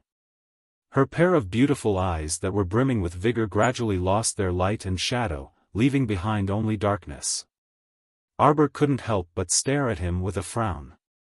Of course, she knew now that she had spent a day with him when she was afflicted with the speed cultivation talisman. 2 days. He couldn't remember it at all. However, did he need to look at her with such a sad expression? They weren't familiar with each other in the first place, so why pretend to be familiar with each other? Cult Master Ding's sorrowful mood came and went quickly. His eyes instantly glowed with vigor again. That moment of sadness was so quick that it was almost unnoticeable. Arbor naturally didn't notice it. The only person present who noticed the change in his mood was probably Duanmuqing. Duanmuqing didn't know why he felt that Jojo's cold expression right now was abnormally scary. That cold expression of, "You're clearly just a stranger. Why do you have to pretend to be familiar with me and pester me?" made him unconsciously feel a little flustered in his heart. "Jojo, are you also here to participate in the championship?" "Can't I?" Arbor glanced at him coldly. You can. Of course you can." Chapter 17:17. Ding Yun nodded repeatedly and stepped forward with a smile. "How about I take you to register?" Arbor deliberately sized him up. "Is this your territory?" Cult Master Ding nodded with a grin. "Jojo, do you think I'm very rich?" Even though Anka City was very far away from the Shuntian Prefecture continent, the fact that this person was able to open a sizable underground fighting arena in Anka City showed that he was doing quite well in the Shuntian Prefecture. Compared to small fries like Arbor, who had just ascended to the Shuntian Prefecture, he had cultivated a considerable force. Xiao Mu harumphed and couldn't be bothered with him. As Cult Master Ding walked forward, her bright eyes curiously scanned the area. Not only was the place dazzling with gold and jade, but it was also decorated with long tables. How did this look like an underground arena at all? This was clearly an underground casino. In front of every gambling table, there were many people surrounding it. They were playing dice, horse riding, cricket fighting, and all kinds of gambling methods were available. Seeing the confusion in her eyes, Cult Master Ding smiled and said, "The underground arena is still below. Follow me." Ding Yun led the group onto the passage platform. After everyone stood firmly, he reached out and pulled the mechanism. After a series of creaking sounds, Arbor and the others went down another level. This level was where the real underground arena was. As soon as the platform landed, Arbor, Qi Xianxian, and the others heard thunderous roars in their ears. They looked up and saw a slightly dark passage in front of them that led to about 9 levels of stairs. In front of the seating area was a circle of silver fences. The seats spiraled upward and could accommodate thousands of spectators. As for the center, it was naturally a large, circular arena. At this moment, 2 people were fighting with their lives on the arena. The spectators around them cheered as if the competition had reached the most critical moment. Arbor looked up at Ding Yun. "Follow me." Ding Yun led the group to the service area. When the 2 young ladies in charge of registration saw that Ding Yun had personally brought people over, they hurriedly stood up and respectfully bowed to Ding Yun. "Young master."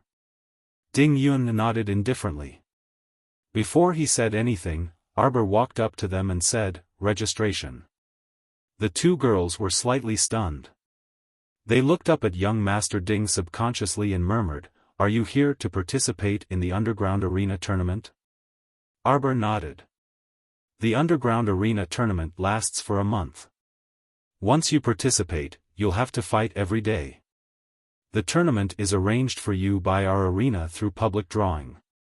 The participants have no choice but to accept the arrangement. If you're unlucky, you may have to fight 3 or 4 matches in a row. If you're lucky, you may only fight 1 match per day. Everyone, do you understand the rules of the competition? Are you ready to participate? Judging from the girl's appearance, she was only 14 or 15 years old. She was a little too young, wasn't she? However, they were brought here by young master himself. It seemed like they were young master's friends. If they were injured, young master might take his anger out on them. Therefore, the young lady had to explain the rules of the tournament to Arbor and the others. Although the prize money for this underground arena tournament was generous, it was not easy to earn. Upon hearing this, Xiaomu nodded. "Report it." To put it bluntly, it was just bad luck. They could only accept the fate of fighting one after another. What was so bad about that? Don't blame your bad luck if you're unlucky.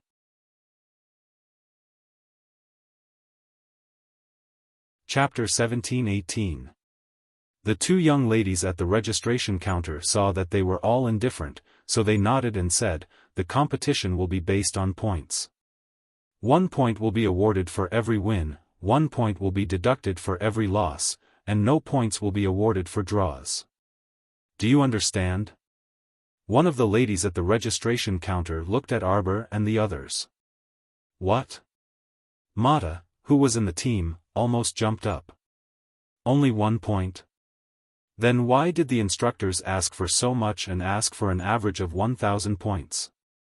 To get 1,000 points in 1 month, even if they won every single match, they would still have to go through 1,000 matches. 1,000 matches in 30 days, wouldn't they have to fight 33 matches a day on average? What the instructors were doing, was it something that humans could do? Everyone looked at each other in dismay. Their expressions were extremely unsightly. On the other hand, Arbor remained expressionless as he looked at the lady at the registration counter. "Is there any way to earn points faster?" "Yes." That miss gave Xiaomu a word with absolute certainty. Then, she said excitedly, "You can participate in the team competition. If you win the team competition, you can get double the points." Double the points is just 2 points. Little Fatty yelled at her in annoyance. "Fuck. Even if we get double the points, if we can win every single match, we would still have to fight 12 matches a day. Why don't you just go and die?" Seeing her companion's agitation, Xiao Mu involuntarily twitched her mouth. She coughed lightly and looked at the stunned miss, asking, "Is there a faster way?" "Yes." The lady nodded again. "If you are very confident in your own abilities, you can fight to be the champion of the arena. If you succeed in defending the arena, you will get 1 point for the first match, 2 points for the second and third matches, and 5 points for each match from the 4th to the 10th. Everyone wanted to slap her to death. Couldn't she speak properly? Oh, your grandpa. Starting from the 11th match, you will get 10 points for every match you defend.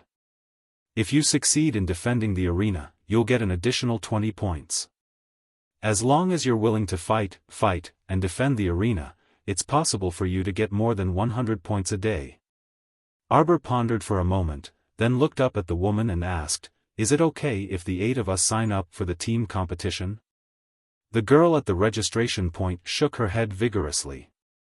"No, each group can't have more than 5 people." "Then let's split into 2 groups to register," Arbor said calmly. He immediately left Mata's group and walked over to Duan Wuqing and little fatty Qi Xianxian. "We'll sign up for the team competition." "All right." The 3 of them replied in unison. "Let's fight 2 rounds first." Arbor said, "When the time comes, I'll participate in the ring defense. In addition to the normal team competition, I'll also be able to earn more points. In this way, we'll be able to accumulate 1,000 points in about half a month and charge into the top 50. Hee hee. Another girl at the registration point couldn't help but laugh. "Do you think it's so easy to defend the arena? How many people defended the arena until they were half dead? Every time, they would be beaten up by a sea of people and thrown out of the arena. This wasn't something to joke about." Young Master Ding saw this and hurriedly said, "Jojo, you want points. That's easy, I. Scram."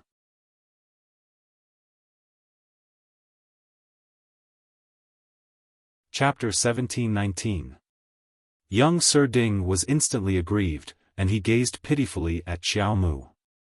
"You know what I'm going to say? If you want to cheat for me, then give me 1,000 points." Xiao Mu glared irritably at Ding Yun. Was this guy a pig? If she could cheat, why would she be here talking nonsense with them? Did she need him to do her a favor and give her these points? She would have held a knife to his neck and forced him to give her the points. Humph. Just now, Senior Brother Lu had said that although the mentors didn't seem to be present, they might be hiding in the dense audience seats, waiting to watch them perform and calculate their scores. If they dared to cheat, those idiotic instructors would definitely clear all their points to 0. Let them continue to fight in this underground arena. How depressing. Arbor sighed and turned to the girl in charge of registration. "Go ahead." Compared to Arbor's team of 4, Mata felt even more dejected. He wanted to tell Jojo that they could be in one group. Anyway, the number of people in this team battle could be 5. But the way Senior Brother Lu and the other 2 looked at him was as if they were saying that if he dared to speak such nonsense, they would dare to kill him on the spot, dig a hole, and bury him. Sigh, he had no choice but to give in under the pressure. But as a teammate, although he was in Senior Brother Lu's team, his heart was with Arbor's Duan Wuqing. Hua Tao patted Mata's shoulder with one hand and gave him a sinister smile. "Little Mata, don't get the wrong idea. You have to know that the instructor's letter said that the average score of each group should be above 1,000 points and be ranked in the top 50. This means that the instructor's original intention was for us to split into groups. If you dare to change our team of 4 into a team of 3, do you think the instructors will dare to cancel our results?" Mata shuddered. The instructors would definitely dare to cancel. The ladies at the registration area took out a simple contract for them to sign. The contract was simple. It was a life and death contract. It stated that they were willing to participate in this competition and that their life and death had nothing to do with the Qianluo underground arena. This meant that he was trying to distance himself from the underground fighting arena. After all, there would definitely be more than 1 or 2 contestants who would die in this battle arena tournament. Fearing that the family members of the deceased would come knocking on their door, the arena made arrangements in advance. Arbor and the others calmly signed the life and death contract, and then they were led to the preparation area. Other than those who were fighting in the arena, the rest of the contestants also had designated areas for them to rest. The contestants' area could accommodate about 1,000 people. When Arbor and the others arrived, there were already many fully armed people sitting there. Under Ding Yun's lead, the 8 people from Arbor walked into the competition area, immediately attracting the attention of many people. When they saw clearly that the one leading the group was a 14 or 15-year-old little girl, they couldn't help but be stunned. Then 2 rough men started to tease her in an unclear manner. "Yo, a little girl who's still wet behind the ears dares to come to our battle arena to challenge? TSK, look at those thin arms and legs, TSK, it's not even as thick as my thigh." Arbor's cold gaze shot like a sharp sword towards the burly man who was teasing her. He raised his hand and there was something like a washboard in his hand.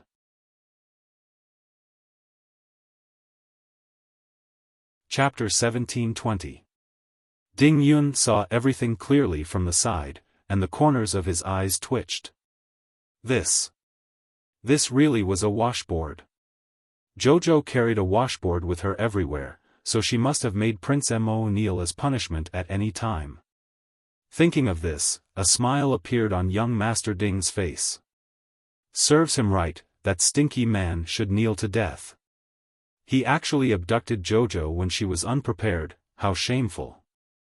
Shameless. Arbor's washboard was actually a tribute from De Yuan. Oh, no, it was one of the items in the pile of junk that De Yuan had given him in the Xuanji mystic realm. Don't look down on this washboard, it was indeed a spiritual weapon. It was just shaped like a washboard. In reality, Xiao Mu felt that this spiritual weapon master probably wanted to forge this washboard into something like a ferrule at the beginning. It was just that it was a bit too wide and couldn't be changed back, so its image was a bit tragic. At this moment, Xiao Mu was carrying this washboard. Probably like a sudden clap of thunder, she abruptly charged toward the man who had spoken to tease her. Without any explanation, she hit the back of his head. Everyone only heard a loud smack, followed by a thud, and that man fell to the ground with a dazed expression. He watched helplessly as the little girl ran over angrily and hit him on the head with the washboard twice, directly hitting him until his eyes rolled back and he fainted.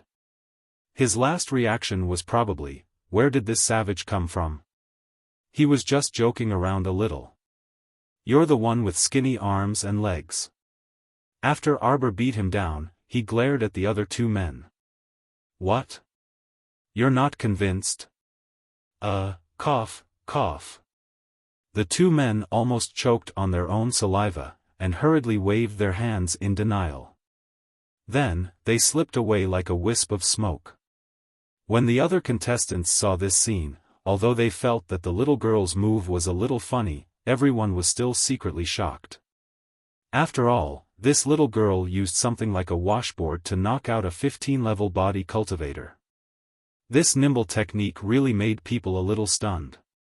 Everyone in this area would become his opponent in the future. Many people were silently observing and comparing in their hearts. They realized that if they were the burly man, perhaps they wouldn't have been able to avoid the little girl's seemingly ordinary head slams. Cough.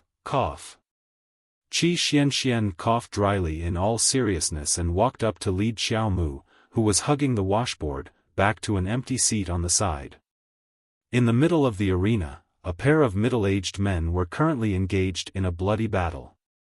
One of the middle-aged men had the word arena hanging on his chest. He was probably the arena master. Arbor narrowed his eyes and lowered his head to look at his chest. He felt that if he were to wear a challenge sign on his chest, Qi Xian and the others would probably laugh at him for a year. The arena master was chased down by someone. He shouted himself hoarse as he pounded the ground with all his might.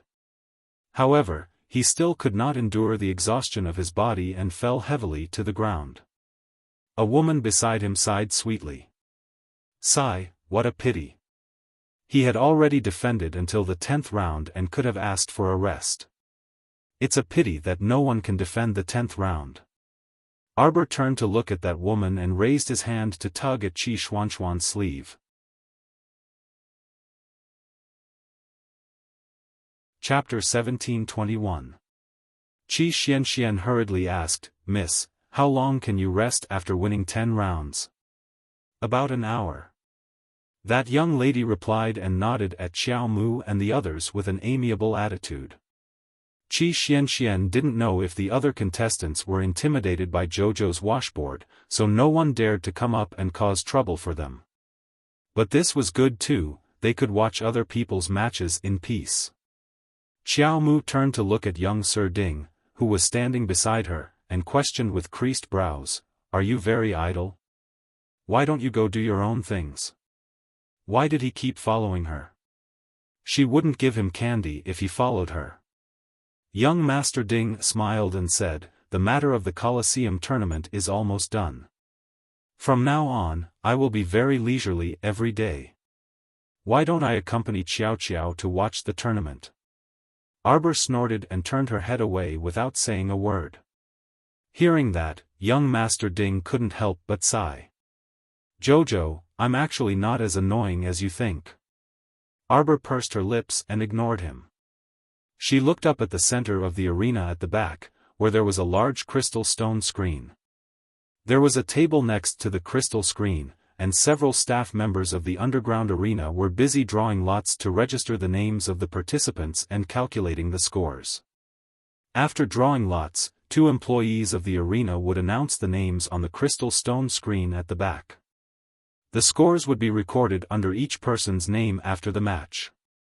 To prevent any mistakes, the arena specially arranged 3 to 4 people to check the scores. In order to ensure the fairness of this tournament, young Master Ding had put in a lot of effort and thought. Arbor turned to look at Ding Yun and saw him looking at her with a smile. Young Master Ding looked at her and said with a smile, Jojo, let's make up, okay? Look, you stabbed me, but I didn't settle the score with you. Let's just forget about me pretending to be your mother, okay? I've also received the punishment I deserved. What punishment do you have? Arbor didn't believe him. He glanced at him and said, You're still pretending to be my lotus. This made her angry, and she was almost deceived by this person. From the moment this person came into contact with her as a snake beauty, she did not have a good impression of him. She only felt that the man in front of her was slippery, which really made her angry. Young Master Ding looked at her with a pure and innocent expression like a little white rabbit and said, Xiao Xiao, tell me. Whatever compensation you want, just tell me. Do you think that ceding land to Jojo would be enough? Arbor glanced at him and snorted. I have money. Yes, Jojo is rich. Qi Xianxian nodded her head in agreement, supporting her good friend. Jojo was the richest person she had ever met. He was so rich that he could kill you with a pile of talismans and pills at any time. If Arbor could hear what Qi Xianxian was thinking, he would definitely roll his eyes at her. How was she rich? She only knew how to make medicine and talismans. Compared to other people, yes, she did have a few more ways to make a living. What do you think of my 1,000 luo arena? Young Master Ding suddenly pointed. Everyone was slightly taken aback. Jojo, can I give it to you? No. Arbor rejected flatly. Why would she accept benefits from an outsider for no reason? They were not close.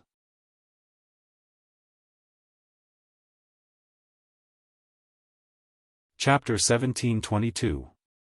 She had plenty of things like manners and shops on Seikong planet. How could these earthly things be more useful than her paradise planet? Jojo showed a disdainful expression, instantly making young Master Ding gloomy. Jojo, what should we do when we fight later? That instructor had tricked all of them. She was clearly targeting Jojo. She said they couldn't use poison, talismans, divine artifacts, and holy beasts. Fuck. They couldn't freaking use any of these and had them fight with their own abilities. Others wouldn't be so foolish as to talk about morality with them and would naturally summon their mystic beasts to fight. At that time, they would definitely be facing a team of 4 people and 4 beasts. If they were even more unlucky, it might even be 5 people and 5 beasts. Ah, Jojo, your instructor is actually so unreasonable. Young Master Ding hastily interrupted. What are you staying in this kind of academy for? Jojo, I'll introduce you to a good academy. Arbor waved her small hand and expressionlessly said, what's there to be afraid of? Everyone, Take out his letter. Arbor poked Qi Xianxian. Qi Xianxian hastily took out the letter that she had fiercely crumpled into a crumpled state from her pocket. Arbor opened the letter and pointed it out to them word by word. What's written here? 7 heads, along with young Master Ding, stretched over and read in unison, can't summon mystic beasts, can't use any assistance. All assistants, including pills, talismans, and divine artifacts, can't be used. Arbor expressionlessly reached out and piled a handful of water bags on her knees. She didn't need to take medicine, but she could drink tea, right?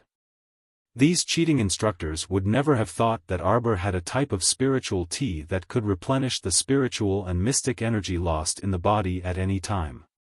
Qi Xianxian, Ma Ta, and the others' eyes lit up. They didn't need Arbor to say anything at all as they each took a water bag and held it to their chest like it was a treasure, beaming with joy as they nodded. On the other hand, Hua Tao, Jiang Shaoxin, and Lu Yu, who didn't know what was going on, looked at each other in confusion before turning to Arbor. Arbor didn't like to explain, so he directly handed the water bags to the 3 of them. Qi Xianxian said from the side, when everyone was fighting and felt that their spiritual energy was about to be depleted, they immediately drank a mouthful of tea. Ha ha ha. They had all consumed this tea before, so they naturally knew how effective it was. It was definitely a spiritual tea that had been revived on the spot. This time, Arbor really put in a lot of effort. She had prepared 10 cups of tea for each of the 8 people. Out of the 30 taels of expensive spiritual tea, she had used up 4 taels of 8 coins in one go. It was simply heartbreaking for her. Eat sparingly. There won't be any left after you finish it. Arbor reminded them not to waste the food. This thing was even more expensive than spirit stones. Wasting even a mouthful of it was a crime. Other than Hua Tao and the other 2 who didn't understand, the other 5 nodded their heads solemnly, indicating that they understood. Qi Xianxian turned to Hua Tao and the other 2 and reminded them kindly, drink this tea during the competition. Don't be curious and try it first. Every mouthful you drink is 1 mouthful less.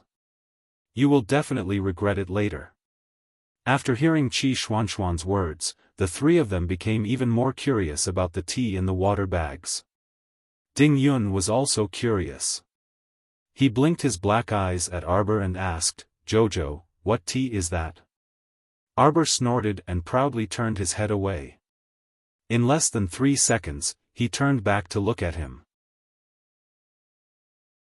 You're tuning into the Dreamy Chapters YouTube channel. We're so grateful for your support and don't forget to subscribe to join us on this incredible journey through captivating stories. Your generosity through donations truly makes a world of difference, as it's the primary source of revenue that allows me to expand and enhance this channel for you. Thank you from the bottom of my heart for being a part of this adventure.